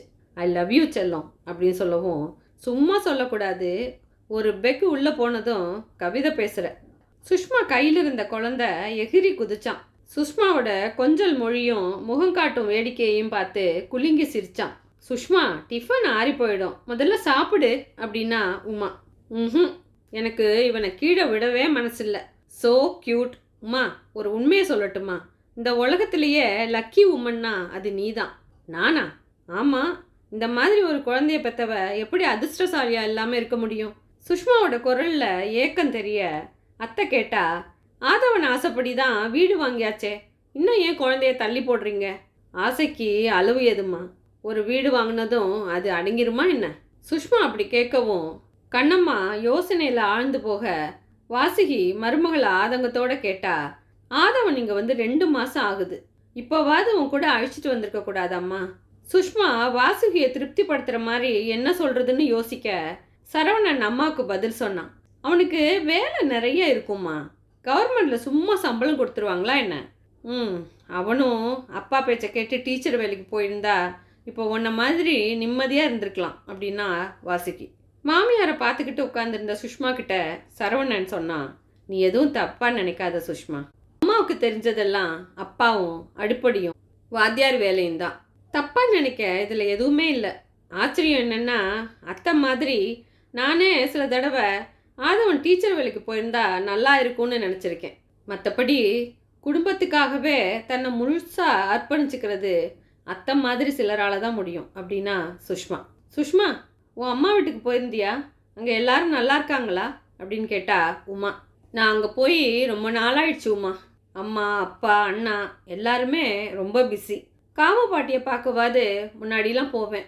பாட்டி இறந்த பிறகு அதுவும் இல்லை. எப்போவாது வெளியில் அம்மாவையோ அப்பாவையோ பார்த்து பேசுகிறது உண்டு. ஆதவன் பாட்டிகளில் அவங்கள அடிக்கடி சந்திக்கிறான். யூனோ, என்னை பெற்றவங்களுக்கு என்னை விட ஆதவனை தான் பிடிக்குது. என்னால் பொருந்தி போக முடியாத அவங்களோட உலகத்தில் ஆதவன் ரொம்ப எளிதாக கலந்துட்ட பெருமிதம் அவங்களுக்கு. இன்னும் கொஞ்சம் நேரம் பேசிகிட்டு இருந்துட்டு சுஷ்மா கிளம்பும்போது கண்ணம்மா சொன்னா, ஆதவனை பார்க்கணும் எனக்கு. அவனுக்கு வர முடியாட்டி அவன் எப்போ ஃப்ரீன்னு சொல்லு, நான் வர்றேன். ஆதவனுக்கு ஓய்வு கிடைக்கிற வரைக்கும் ஏன் காத்துட்ருக்கணும்? இப்போவே என் கூட கிளம்பி வாங்க, அவன்கிட்ட பிறகு பேசிக்கலாம். அத்தை புன்னகைச்சா. நம்ம வீட்டுக்கு வரத்துக்கு என்னம்மா, இதோ இந்த குழந்தைய வச்சுட்டு தனியாக உமா என்ன செய்வா சொல்லு? அன்னைக்கு வீட்டு வேலையே சரியாக இருக்குது. இவன் பின்னாடி ஓடுறதுலையே நாள் ஓடுது எங்களுக்கு. சுஷ்மா வாஞ்சியோட கண்ணம்மாவை பார்த்தா. ஒரு குழந்தை பின்னாடி ஓடுனீங்க, அவன் இப்போ பணத்து பின்னாடி ஓடிட்டு இருக்கான். இப்போ அடுத்த ஓட்டம் ஆரம்பிச்சாச்சா? உங்களுக்காகவும் கொஞ்சம் வாழணுமா? என் கூட வாங்க, வாய்க்கு ருசியாக கேட்டு வாங்கி சாப்பிடுங்க. இந்த சென்னையில் நீங்கள் பார்க்காத எத்தனையோ இடங்கள் இருக்குது, அதையெல்லாம் பாருங்கள். சாயங்காலம் தோட்டத்தில் நாற்காலி போட்டு உட்காந்து டீ குடிச்சிக்கிட்டே உங்களுக்கு பிடிச்ச பாட்டை கேளுங்க. நல்ல சினிமா பாருங்க. கண்ணம்மா சிரிச்சுக்கிட்டே சுஷ்மாவோட கைகளை பிடிச்சா. நீ சொன்னதெல்லாம் ரிட்டையர் ஆனவங்க அவங்களோட ஓய்வு நேரத்தை செலவழிக்கிற முறைகள். இப்போ எனக்கு ஓய்வு எடுக்கிறதுக்கு நேரமே இல்லை. செய்ய வேண்டிய கடமைகள் காத்துட்ருக்கு. மரமும் செடியும் தான் ஒரே இடத்துல நிற்கும். நாமெல்லாம் மனுஷங்க, ஓடத்தானே கடவுள் நமக்கு கால்களை கொடுத்துருக்கான். இந்த கால்களில் பலம் இருக்கிற வரைக்கும் ஓடத்தான் வேணும். அத்தையோட குணத்துக்கு அவளோட கணவர் உயிரோடு இருந்திருந்தா எத்தனை சிறப்பான வாழ்க்கை வாழ்ந்திருப்பாங்கன்னு நினச்ச சுஷ்மாவோட மனசு நெகிழ்ந்து போகுது. சுஷ்மா ஸ்பென்சார் டிபார்ட்மெண்டல் ஸ்டோரில் வீட்டுக்கு தேவையான பொருட்கள் எல்லாம் வாங்கிக்கிட்டு வெளியே வந்தா. ஹலோ அப்படிங்கிற குரல் கேட்டு திரும்பி பார்த்தா. ராம்குமார் பெரிய சிரிப்போட அவளுக்கு எதிரில் நின்றுட்டு இருந்தார். ஹலோ, எப்படி இருக்கீங்க அப்படின்னா சுஷ்மா சம்பிரதாயமாக ஃபைன் அப்படின்னாரு ராம்குமார். இந்த பொருட்கள் எல்லாம் வாங்க நீங்கள் தான் வரணுமா? வீட்டில் ஆட்கள் இல்லையா அப்படின்னாரு அவளோட கையில் இருந்த பெரிய கவர்களை பார்த்துக்கிட்டு. இருக்காங்க, பட் நானே பார்த்து வாங்கக்கூடிய பொருட்கள் சிலதை வாங்கிறதுக்காக வந்தேன். உங்களை அரவிந்த் பட்டேலோட பொண்ணுன்னு சொன்னால் யாருமே நம்ப மாட்டாங்க. ஒரு மிடில் கிளாஸ் குடும்ப தலைவி மாதிரி பேசுகிறீங்க அப்படின்னாரு ராம்குமார் வியப்போட. எந்த கிளாஸாக இருந்தாலும் என் குடும்பத்தோட தேவையை கவனித்து பூர்த்தி செய்கிறது தான் என்னோட முக்கிய கடமைன்னு நான் நினைக்கிறேன் அப்படின்னா சுஷ்மா. Very nice. ஆதவன் ரொம்ப லக்கி. எல்லா விஷயத்துலையும் இந்த மாதிரி கவனிச்சுக்கிற பொண்ணு எங்கே கிடப்பா? நானும் லக்கி தான் மிஸ்டர் ராம்குமார். ஆதவனை விட சிறந்த கணவன் எனக்கு கிடைக்க மாட்டான். வெல், இந்த 2 அதிர்ஷ்டசாலிகளும் வசிக்கிற வீட்டுக்கு எப்படி போவீங்க அப்படின்னாரு ராம்குமார் சிரிச்சுக்கிட்டு. அடுத்த தெரு தான், ஒரு வாக் போகிற மாதிரி நடந்தே போயிடுவேன். நோனோ, கையில் பைகளோட நடக்கிறதாவது. நான் உங்களை ட்ராப் பண்ணுறேன். தேங்க்யூ, ஆனால் அவசியம் இல்லை. வீட்டில் டிரைவர் இருக்கான், தேவையான காரோட வருவான். அப்படின்னா உங்களுக்கு என் கூட வர விருப்பம் இல்லையா அப்படின்னாரு ராம்குமார் நேரடியாக. ஆமான்னு சொல்ல முடியாமல் நாகரிகம் தடுக்க, அப்படியெல்லாம் இல்லை, உங்களுக்கு எதுக்கு சிரமம்னு நினச்சேன். எந்த சிரமமும் இல்லை. இன்னைக்கு என் கார் செஞ்சுருக்க அதிர்ஷ்டத்தை நினச்சி சந்தோஷந்தான். வாங்க போகலாம். ராம்குமாரோட பேச்சு எப்போதும் போல மிகையாப்பட சுஷ்மா அவர்கிட்ட மறுக்க வழி இல்லாமல் காரில் ஏறினான். ராம்குமார் உற்சாகத்தோட ஏதோ பேச சுஷ்மா தலையசைச்சிக்கிட்டே உட்காந்துருக்க 2 நிமிஷத்தில் வீட்டு வாசலில் கார் நின்றுச்சு. விடுதலை அடைஞ்ச உணர்வோட சுஷ்மா கார்லேருந்து இறங்கினான். அவளை பார்த்ததும் ஓடி வந்த வேலையாள்கிட்ட கையில் இருந்த ஜாமான்களை கொடுத்துட்டு திரும்பும்போது ஆதவனோட கார் உள்ளே வந்து நின்றுச்சு. கார்லேருந்து இறங்கின ஆதவன் ராம்குமாரை பார்த்ததும், ஆச்சரியம், உங்களுக்கு இந்த வீடு எப்படி தெரிஞ்சுது? அதுவும் முன்னறிவிப்பு இல்லாமல் வந்திருக்கீங்களே அப்படின்னா பரபரப்போட. வழியில் உன்னோட மனைவியை பார்த்தேன், ட்ராப் பண்ணிவிட்டு உன் கூட சண்டை போடலான்னு வந்தேன். இத்தனை அருமையான மனைவியை உள்ளங்கையில் வச்சு தாங்காமல் ஏன் வெளியில் அலைய விடுற? ராம்குமார் மேலே பேசுகிறதுக்கு முன்னாடி சுஷ்மா குறுக்கிட்டா. எனக்கு பிடிச்ச வேலையை நான் செய்கிறேன், தேவையில்லாமல் ஆதியை குற்ற உணர்ச்சிக்கு ஆளாக்காதீங்க. இப்போ என்ன சாப்பிட்றீங்க, காஃபியா கோல்டா அப்படின்னா உபசரிக்கிற விதமாக. நீங்கள் எதை கொடுத்தாலும் சாப்பிடுவேன் அப்படின்னாரு ராம்குமார் பணிவா. சுஷ்மா உள்ளே போனதும் ராம்குமார் வீட்டை சுற்றிலும் ஒரு பார்வை பார்த்தார். பழைய வீட்டை வாங்கி புதுப்பிச்சிருக்கீங்க போல இருக்கு அப்படின்னாரு ஆதவன்கிட்ட. ஆமாம், சமீபத்தில் தான் வாங்கினோம். எங்களுக்குன்னு என் சம்பாத்தியத்தில் சொந்தமாக ஒரு வீடு வாங்குறது என்னோட லட்சியங்களில் ஒன்றாவே இருந்துச்சு. இந்த வீட்டை வாங்கின அன்னைக்கு எனக்கு ஏற்பட்ட சந்தோஷத்தை வார்த்தையால் விவரிக்க முடியாது அப்படின்னு அவன் சொல்லவும் அவனோட தோலை தட்டி, புவர் பாய் அப்படின்னவர், உன் பவரு உனக்கே தெரியலாதவன். லட்சங்களும் கோடிகளும் நீ கையசைச்சா உன்னை தேடி வரும். அப்படி இருக்க ஒரு வீடு வாங்குறதில்ல உன் லட்சியத்தை வீணடிக்கலாமா?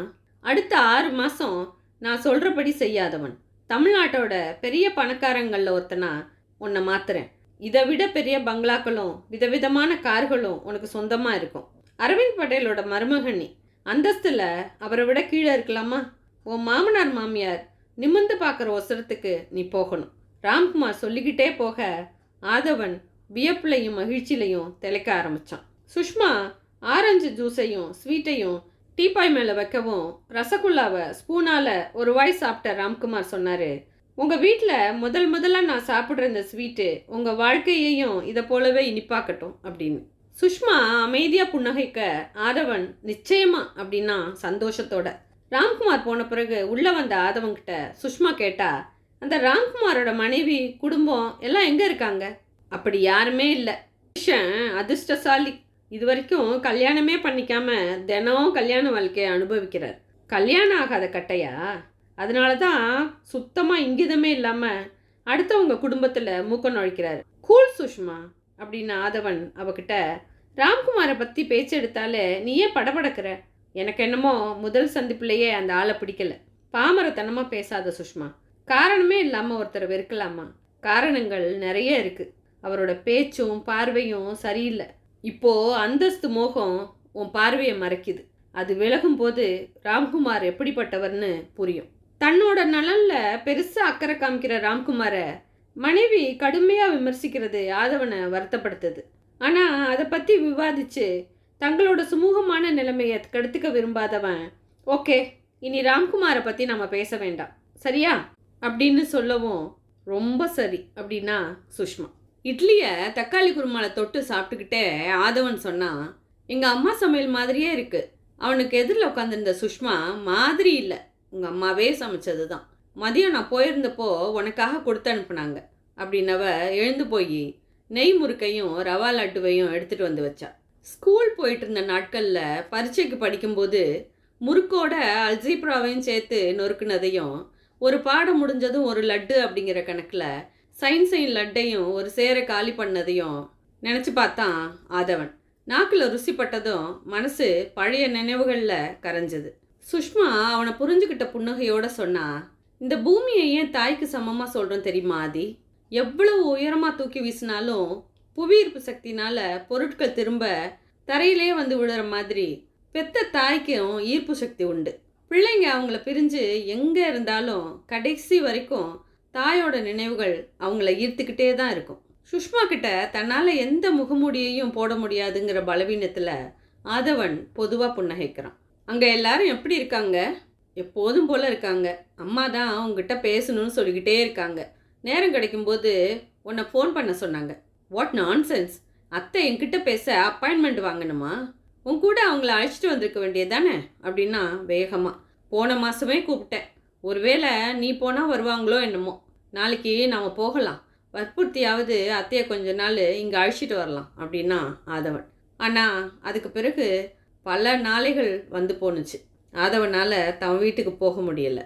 ஆஃபீஸில் செய்ய வேண்டிய வேலைகள் போக மீதி நேரத்தை ஆதவன் ராம்குமார் கூடயே செலவழித்தான். சுஷ்மா ஆதவன்கிட்ட சண்டை போட்டா. ராம்குமாருக்கு உன்னோட வயசோ இல்லை தொழில் ரீதியான தொடர்போ கூட இல்லை.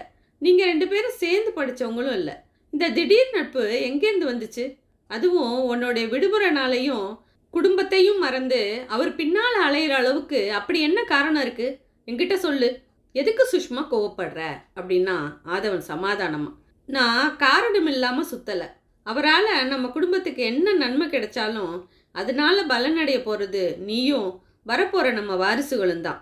குறுக்கு வழியில் கிடைக்கிற நன்மைகள் எத்தனை பெருசாக இருந்தாலும் அது எனக்கு வேண்டாம் ஆதி.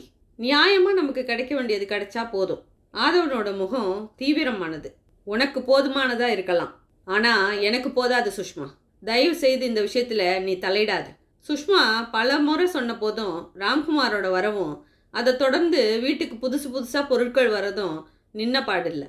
ஒரு ஞாயிற்றுக்கிழமை காலையில் போர் அடித்து போய் வார இதழ்களில் புரட்டிக்கிட்டு இருந்த சுஷ்மா ஆதவன் கார்லேருந்து இறங்கி வரவும் ஆச்சரியப்பட்டா. என்ன அதிசயம், இன்னைக்கு வீட்டு நினைவு வந்துடுச்சா உனக்கு? சீக்கிரமாக வந்துட்ட அப்படின்னா வியப்போட.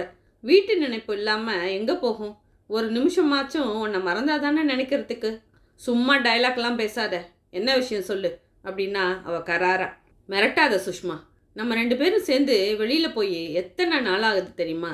ஆதவனை ஒரு பார்வை பார்த்த சுஷ்மா, இன்னைக்கு பார்ட்டி எங்க அப்படின்னு கேட்டான். ஒரு நிமிஷம் மௌனமான ஆதவன் பிறகு சொன்னா, உனக்கு பிடிக்காதுன்னு தெரியும், ஆனால் எப்போதுமே தவிர்க்க முடியாது சுஷ்மா. விருந்து தம்பதிகளுக்கு அப்படிங்கும்போது நான் மட்டும் தனியாக போக முடியாது. ப்ளீஸ் இந்த ஒரு முறை மட்டும் எனக்காக வா சுஷ்மா, ப்ளீஸ். சுஷ்மா சோர்வா புன்னகைச்சா. எனக்கு பிடிக்குதோ இல்லையோ உனக்காக நான் எதையும் செய்வேன். ஆனால் உனக்கு தான் என்கிட்ட நின்று பேசக்கூட நேரம் இல்லாமல் போயிடுச்சு. வாழ்க்கையில் உன்னை விட முக்கியமானவங்க எனக்கு யாரும் இல்லை சுஷ்மா.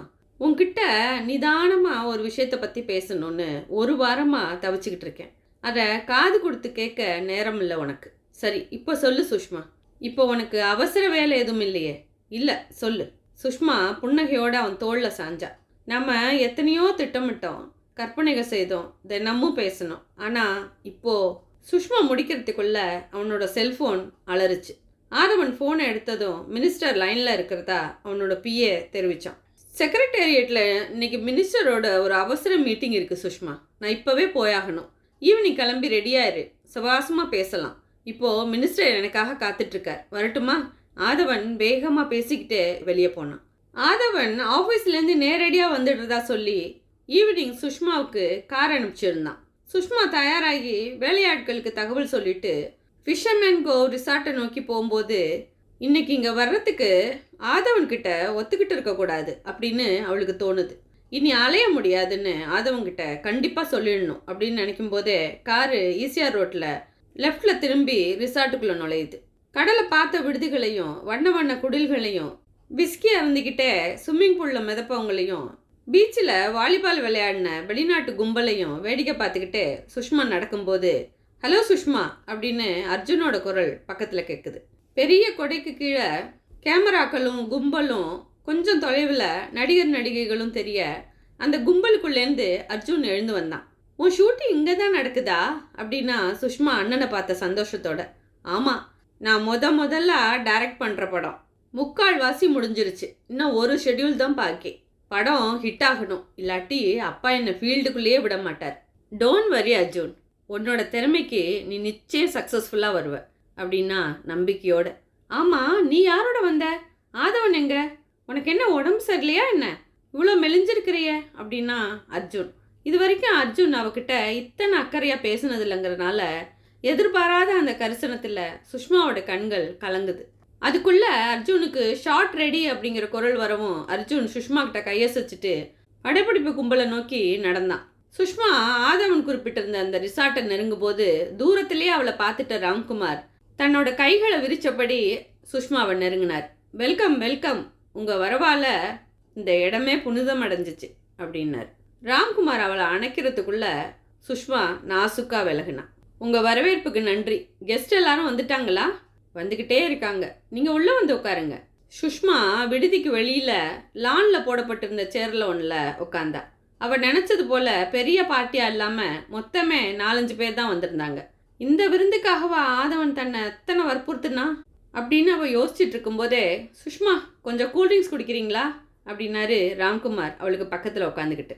அவர் கையில் இருந்த விஸ்கியை பார்த்துக்கிட்டு, வேண்டாம் ஆதவன் வரட்டும் அப்படின்னா.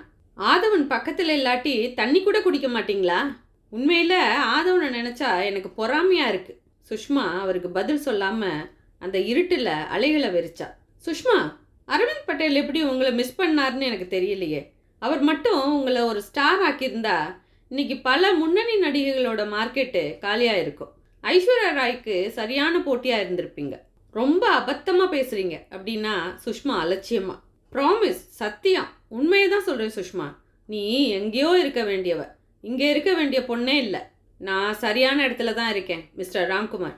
ஆதவனோட வீட்டை தவிர எனக்கு பொருத்தமான வேறு இடம் எதுவுமே இல்லை. அவனை தவிர எனக்கு விருப்பமானவங்களும் வேறு யாரும் இல்லை. எப்போதும் ஆதவன் ஆதவன்கிறத தாண்டி வேறு எதுவுமே பேச மாட்டியா சுஷ்மா? சாரி, மனசில் இருக்கிறது வார்த்தையில் வருது. நம்ம இனி வேறு பேசலாம். என்ன பேசலாம்? சுஷ்மா ரொம்ப யோசிச்சா. அரசியல் பேசலாமா, இல்லை ஆன்மீகம்? ராம்குமாருக்கு சிரிப்பில் விஸ்கி புறையேறுது. இரவு வேளையில் கடற்கரை ஓரத்தில் கையில் மதுவோட அப்சரஸ் மாதிரி இருக்கிற பொண்ணுக்கிட்ட அரசியலும் ஆன்மீகமும் பேசுகிறவன் எதுக்கும் உதவாதவன்னு அர்த்தம். யார் அந்த உதவாத மனுஷன்? குரல் கேட்டு 2 பேரும் திரும்ப அங்கே நின்றுட்டு இருந்த ஆதவனை பார்த்ததும் புன்னகையோட எழுந்திருச்சாங்க. ராம்குமார் தன் வழக்கமான ஆர்ப்பாட்டத்தோட அவனை அணைச்சிக்க, ஏன் இவ்வளவு லேட்டு அப்படின்னா சுஷ்மா அவன் காதுகிட்ட. ஆதவனை ராம்குமார் அங்கிருந்தவங்களுக்கு அறிமுகப்படுத்தினார். வந்திருந்தவங்க நகரத்தோட முக்கிய புள்ளிகள். அதனால் ஆதவன் ஆர்வத்தோட அவங்கக்கிட்ட உரையாடினான். வேற டம்ளர்கள் நிறைஞ்ச ட்ரேயோட அவங்கள நெருங்க கூல்ட்ரிங்க்ஸ் எடுக்க போன ஆதவனை தடுத்த ராம்குமார் விஸ்கி டம்ளரை அவனோட கைகளில் திணிச்சார். சியர்ஸ் அப்படின்னு ராம்குமார் கைகளை சுத்தவும் அங்கேருந்த எல்லாரும் சியர்ஸ் அப்படின்னாங்க. அதே உற்சாகத்தோட கண்ணாடி டம்ளர்கள் மோதி சினுங்குன. சுஷ்மா குழப்பமும் கவலையுமா பார்த்துக்கிட்டு இருக்க ராம்குமார் ஆதவன்கிட்ட பேசிக்கிட்டே அவனை ஒரு பெக்கா குடிக்க வச்சார். ஒரு கட்டத்துக்கு மேலே பொறுக்க முடியாமல், ஆதி வா போகலாம் அப்படின்னு சுஷ்மா அவனோட கைகளை பிடிக்கிறா. தன்னை மறந்த நிலையில் இருந்த ஆதவன் அவள் பேச்சை கேட்குற நிலையில் இல்லை. சுஷ்மா வெறுப்போட ராம்குமாரை பார்த்தா. நீங்கள் செய்கிறது கொஞ்சமும் சரியில்லை. தம்பதிகளாக விருந்துக்கு வரணும்னு வற்புறுத்தினதுனால தான் நான் இங்கே வந்தேன். என் கண்ணு முன்னாடியே ஆதியை நாசமாக்குவீங்கன்னு தெரிஞ்சிருந்தா நான் வந்திருக்கவே மாட்டேன். பெரிய வார்த்தை சொல்லாத சுஷ்மா. பார்ட்டியில் ட்ரிங்க்ஸ் சகஜம். உன் வீட்டு பார்ட்டிகளில் பார்த்தது இல்லையா நீ? பார்ட்டிகளில் கூட இருக்கவங்களோட வற்புறுத்தலுக்காக மரியாதைக்கு ஒரு சிப்பு இல்லை ஒரு பெக்கு சாப்பிடுவாங்க. இப்படி தன்னெல்லாம் மறக்கிற வரைக்கும் ஊற்றி கொடுக்க மாட்டாங்க. ஆதவன் முதலாக நீங்கள் கொடுத்த பார்ட்டியில் தான் ட்ரிங்க் பண்ணான். அப்போவே அவனை தடுத்துருக்கணும்னா. எதுக்கும் முதல் தடவைன்னு ஒன்று உண்டு பேபி. ஆதவனோட ஸ்டேட்டஸுக்கும் ஸ்டாப் இட் அப்படின்னா சுஷ்மா. இந்த ஸ்டேட்டஸையும் பணத்தையும் சொல்லியே அவனை உங்கள் வலையில் விழ வச்சிட்டீங்க. சம்பந்தமே இல்லாமல் எங்கள் குடும்பத்துக்குள்ளே புகுந்து எதுக்காக குழப்பம் பண்ணுறீங்க? Cool Sushma, cool. இத்தனை கோவப்படாத. உன் பேச்சால் இந்த கடல் காற்றே சூடாகி போச்சு பாரு. ராம்குமார் மிருதுவான குரலில் சொல்லிக்கிட்டே அவளோட தோலை பிடிக்கிறார். சுஷ்மா அவரோட கைகளை விளக்குனான். குனிஞ்சு ஆதவனை எழுப்ப முயற்சி பண்ணான். ஆதவன் துவண்டு சரியவும் ராம்குமார் சிரிச்சார்.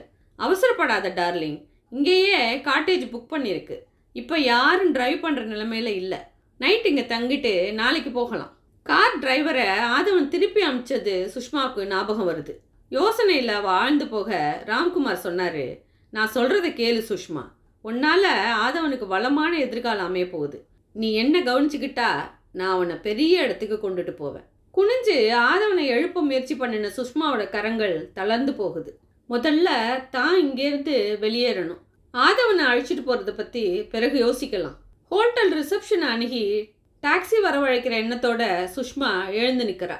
கூடவே ஆள் நடமாட்டம் இல்லாத சாலையில் நடுராத்திரியில் அறிமுகம் இல்லாத டிரைவர் கூட போகிறது பாதுகாப்பு தானா அப்படிங்கிற கேள்வியும் அவளுக்குள்ளே வருது. படித்த பழக்கமான ராம்குமாரே இத்தனை கேவலமாக நடந்துக்கும் போது யார் எப்படி இருப்பாங்கன்னு நம்ப முடியாமல் திகைச்சா. அவங்க கூட பார்ட்டியில் கலந்துக்கிட்ட ஜோடிகள் விடுதிக்குள்ளே போயிருந்தாங்க. லானில் பெரும்பாலான விளக்குகள் அணைக்கப்பட்டிருந்ததுனால அவங்க இருந்த இடம் இருட்டாக தெரிஞ்சது. சுஷ்மாவோட செல்ஃபோன் எங்கேனே தெரியலை. ரெஸ்டாரண்ட்டு மூடிட்டதுனால ஹோட்டல் பணியாளர்களும் யாருமே கண்ணில் படலை. ஆதவனை ஒரு பார்வை பார்த்துட்டு திரும்பி நடக்க முற்பட்ட சுஷ்மாவோட கையை பிடிச்சாரு ராம்குமார். இந்த நேரத்தில் எங்கே போகிற? சுஷ்மா கைகளை உதறினா. என் வீட்டுக்கு. உன் ஆதவன் இங்கே தானே இருக்கான். ஆதவனை நீங்கள் தூண்டிலாக பயன்படுத்தியிருக்கலாம், ஆனால் அதில் என்ன சிக்க வைக்க முடியாது. உங்கள் பேச்சை கேட்டு இங்கே வந்து மயங்கி கிடக்கிற இந்த முட்டாள் கண் முழிச்சதும் இந்த தகவலை சொல்லுங்க. என்னோட தன்மானத்தை நான் யாருக்காகவும் இழக்க முடியாது, ஆதவனுக்காக கூட. சுஷ்மா வேகமாக நடக்க முயற்சி பண்ண ராம்குமார் அதே வேகத்தோட அவளோட தோலை பிடிச்சார். நான் சொல்கிறத கேளு சுஷ்மா.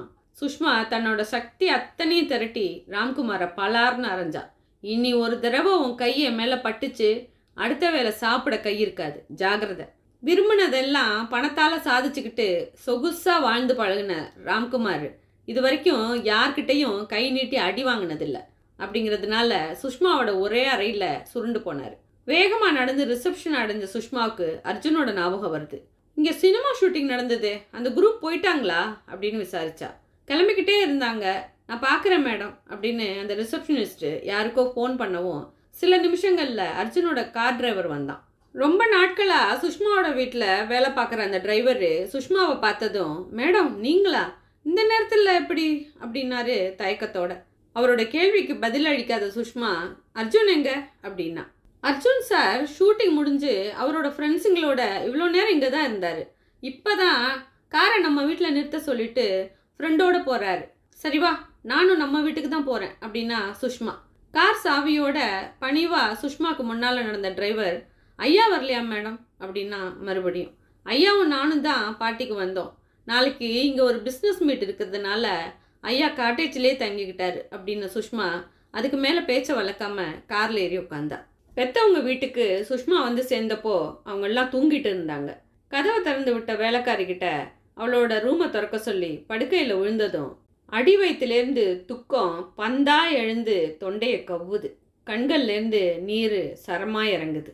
ஆதவன் தம் முன்னாடி நின்றிருந்த அத்தையை ஏறிட்டு பார்க்க முடியாமல் தலை குனிஞ்சிருந்தான். கண்ணம்மா அதே கேள்வியை மறுபடியும் அழுத்தமான குரலில் கேட்டா.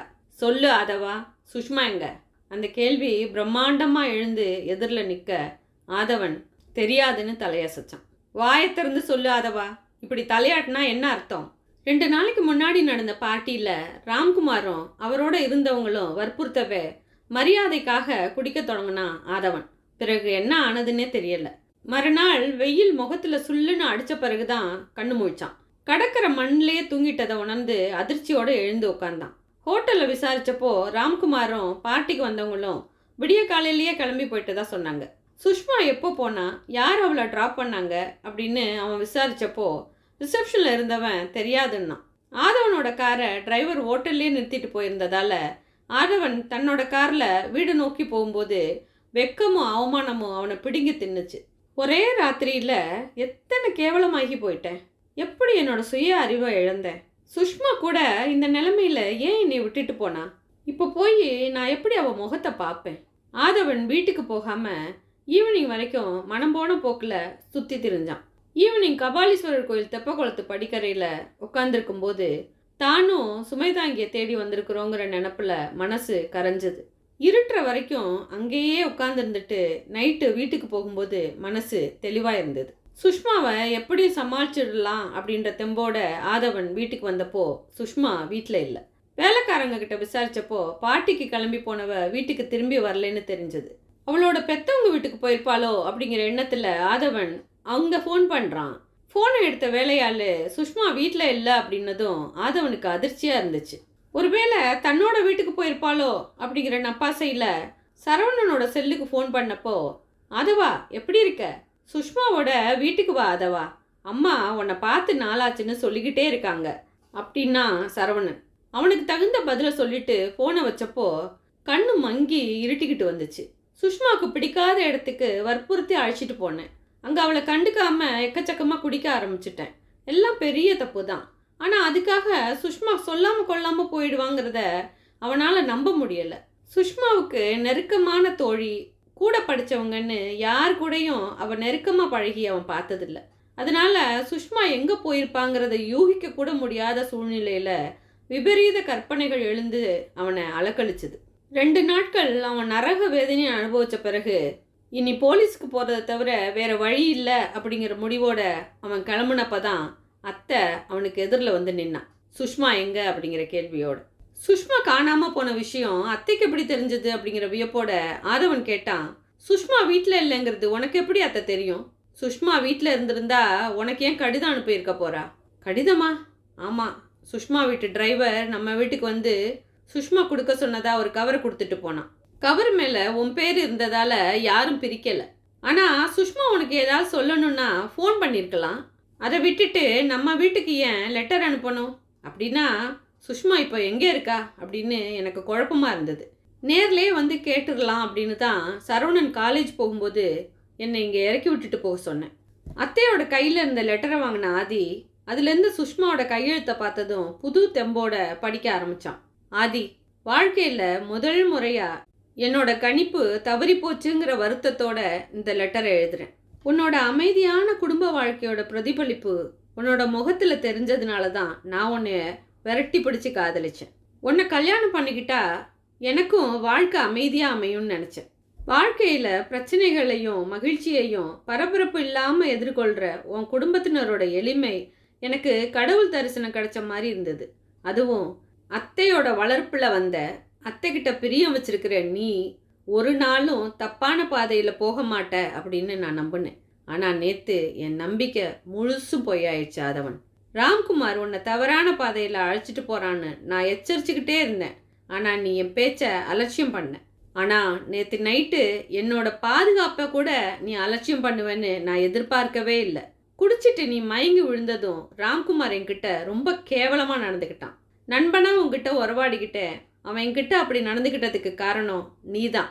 யாரை எங்கே நிறுத்தணுங்கிறத உணர மறுத்த உன் முட்டாள்தனம் தான். நடந்த சம்பவத்திற்கு முழு காரணமும் நீ தான். இத்தனை நாள் எனக்கு கிடைச்ச எல்லா நல்ல விஷயங்களுக்கும் காரணமாக நீ தான் இருந்த.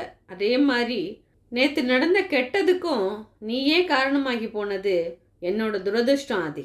என்னை பெற்றவங்களோட பணத்தையும் அந்தஸ்தையும் திறந்து உன்னை மட்டுமே விரும்பி கல்யாணம் பண்ணிக்கிட்டவன் நான். உன் மேலே எனக்கு கோபத்தை விட வருத்தம் தான் அதிகமாக இருக்குது. என்னோட பழைய ஆதியை என்னைக்காவது திரும்பி பார்க்க முடியுமா அப்படிங்கிற ஏக்கம்தான் அதிகமாக இருக்கு. ஆதி, உன்கிட்ட ஒரு விஷயம் சொல்லணும்னு நான் கொஞ்ச நாளாக சொல்லிக்கிட்டே இருந்தேன். நினைவு இருக்கா? அதை இப்படி லெட்டரில் தான் சொல்ல வேண்டி வரும்னு நான் நினைக்கவே இல்லை ஆதி. ஆதி, நீ அப்பாவாக போகிற.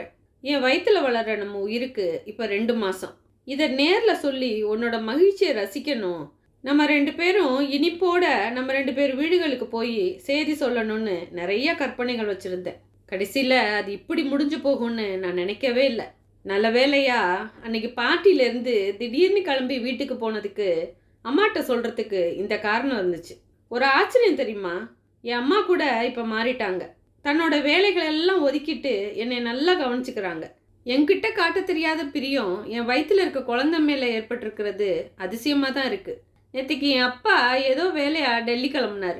அவரோட நானும் அம்மாவும் கிளம்பி வந்திருக்கோம். இங்கே ஜன்மந்தரில் இருக்கிற எங்கள் வீட்டில் நானும் அம்மாவும் கொஞ்ச நாள் தங்கியிருக்கலான்னு நினைக்கிறேன். சுஷ்மா. ஆதவன் கண்கள்லேருந்து வழிஞ்ச நீர் கடிதத்தை நினைக்க அத்தை அவனை உழுக்குனான். என்ன விஷயம் ஆதவா? யாருக்காவது உடம்பு சுகம் இல்லையா என்ன? ஆதவன் தலையசைச்சான். சுஷ்மாவுக்கு தான். என்ன உடம்புக்கு அப்படின்னா பதற்றத்தோட. கர்ப்பமாக இருக்கா அத்தை. உடனே அத்தையோட முகம் மலர்ந்து போணுச்சு. நல்ல விஷயத்த சொல்கிறப்ப இப்படி அழுகையோட பயமுத்துற மாதிரியா சொல்லுவ? என்ன பிள்ளையோ போ. ஆதவன் பதில் சொல்லாம அத்தையோட மடியில சாஞ்சு கண்களை மூடினான். அத்தையோட தளர்ந்த விரல்கள் அவன் தலையை வருடும்போது மனசோட நுட்பமான பகுதியை தொட்டுட்ட உணர்வுல மறுபடியும் கண்களில் நீர் கோர்த்து நிற்கிது. மடியில் ஈரம் உணர்ந்த அத்தை, என்ன விஷயம் ஆதவா அப்படின்னா கனிவா. உன்கிட்ட என்னால் பொய் பேச முடியாது அத்தை, அதனால எதையும் கேட்காத அப்படின்னா குரல் கரகரக்க. தம் மடியில் படுத்து அழற ஆதவன் அத்தைக்கு சின்ன வயசுல கிரிக்கெட் பேட்டுக்காக அடம்பிடிச்சு அழுதவனா தெரிஞ்சான். அப்பா மருத்துவ படிப்பு வேண்டான்னு சொன்னதும் குப்புறப்படுத்து அழுத பள்ளி மாணவனா தெரிய அத்தை கருணையோட அவனோட முதுக வருடினான். இத்தனை பெரிய உத்தியோகம் பார்க்குற பிள்ளை இன்னும் சின்ன பையன் மாதிரி நடந்துக்கலாமா? எழுந்திரி ஆதவா அப்படின்னா செல்ல கண்டிப்போட. சின்ன வயச இடையில கொஞ்ச நாள் மறந்து போனதால வந்த குழப்பந்தான் அத்தை, இனி சரியாயிடும் அப்படின்னா அவன். இன்னும் நான் கேட்ட கேள்விக்கு நீ பதில் சொல்லவே இல்லையே. சுஷ்மா எங்க ஆதவா? அவளோட அம்மா அப்பா கூட டெல்லி போயிருக்கிறா அத்தை அப்படின்னா ஆதவன் பதில் கூற முடிஞ்ச திருப்தியோட. ஓ, டெல்லி போகிறத தெரிவிக்க தான் லெட்டர் கொடுத்து அனுப்பியிருந்தாளா? ஆமாம் அத்தை, என் செல்ஃபோன் தொலைஞ்சு போயிடுச்சு, அதனால தான் அப்படின்னா சமாளிப்பா. பிள்ளைத்தாச்சி பொண்ணு எதுக்கு டெல்லிக்கும் சென்னைக்கும் அலையணும் அப்படின்னா அத்தை கவலையா. இனி அலைய மாட்டா அத்தை, ஈவினிங் ஃப்ளைட்டில் நான் டெல்லி போகிறேன். சுஷ்மா ஒரு வேளை டெல்லியிலே தங்கணும்னு நினச்சா நான் ட்ரான்ஸ்ஃபர் வாங்கிக்கிறேன், இல்லை அவள் சென்னைக்கு வரலான்னு சொன்னால் வந்துடுறோம். அத்தை, சுஷ்மாவுக்கு கல்யாணம் ஆனதுலேருந்தே நம்ம வீட்டோடு சேர்ந்து இருக்க தான் ஆசை அத்தை. இப்படி செஞ்சால் என்ன? நம்ம வீட்டை கொஞ்சம் பெருசு பண்ணி கட்டுனா பின்னாடியும் மேலேயும் இடம் இருக்கே. செய்யுப்பா, தாராளமாக செய். நீங்கள் எல்லாம் கூடவே இருந்தால் அண்ணாவும் அண்ணியும் ரொம்ப சந்தோஷப்படுவாங்க அப்படின்னா மகிழ்ச்சியோட. அப்போ உனக்கு சந்தோஷம் இல்லையா? ஆதவன் சீண்டுனான். போடா அரட்டை. அத்தை மனசு விட்டு சிரிக்க ஆதவன் அத்தையை விரட்டுனான்.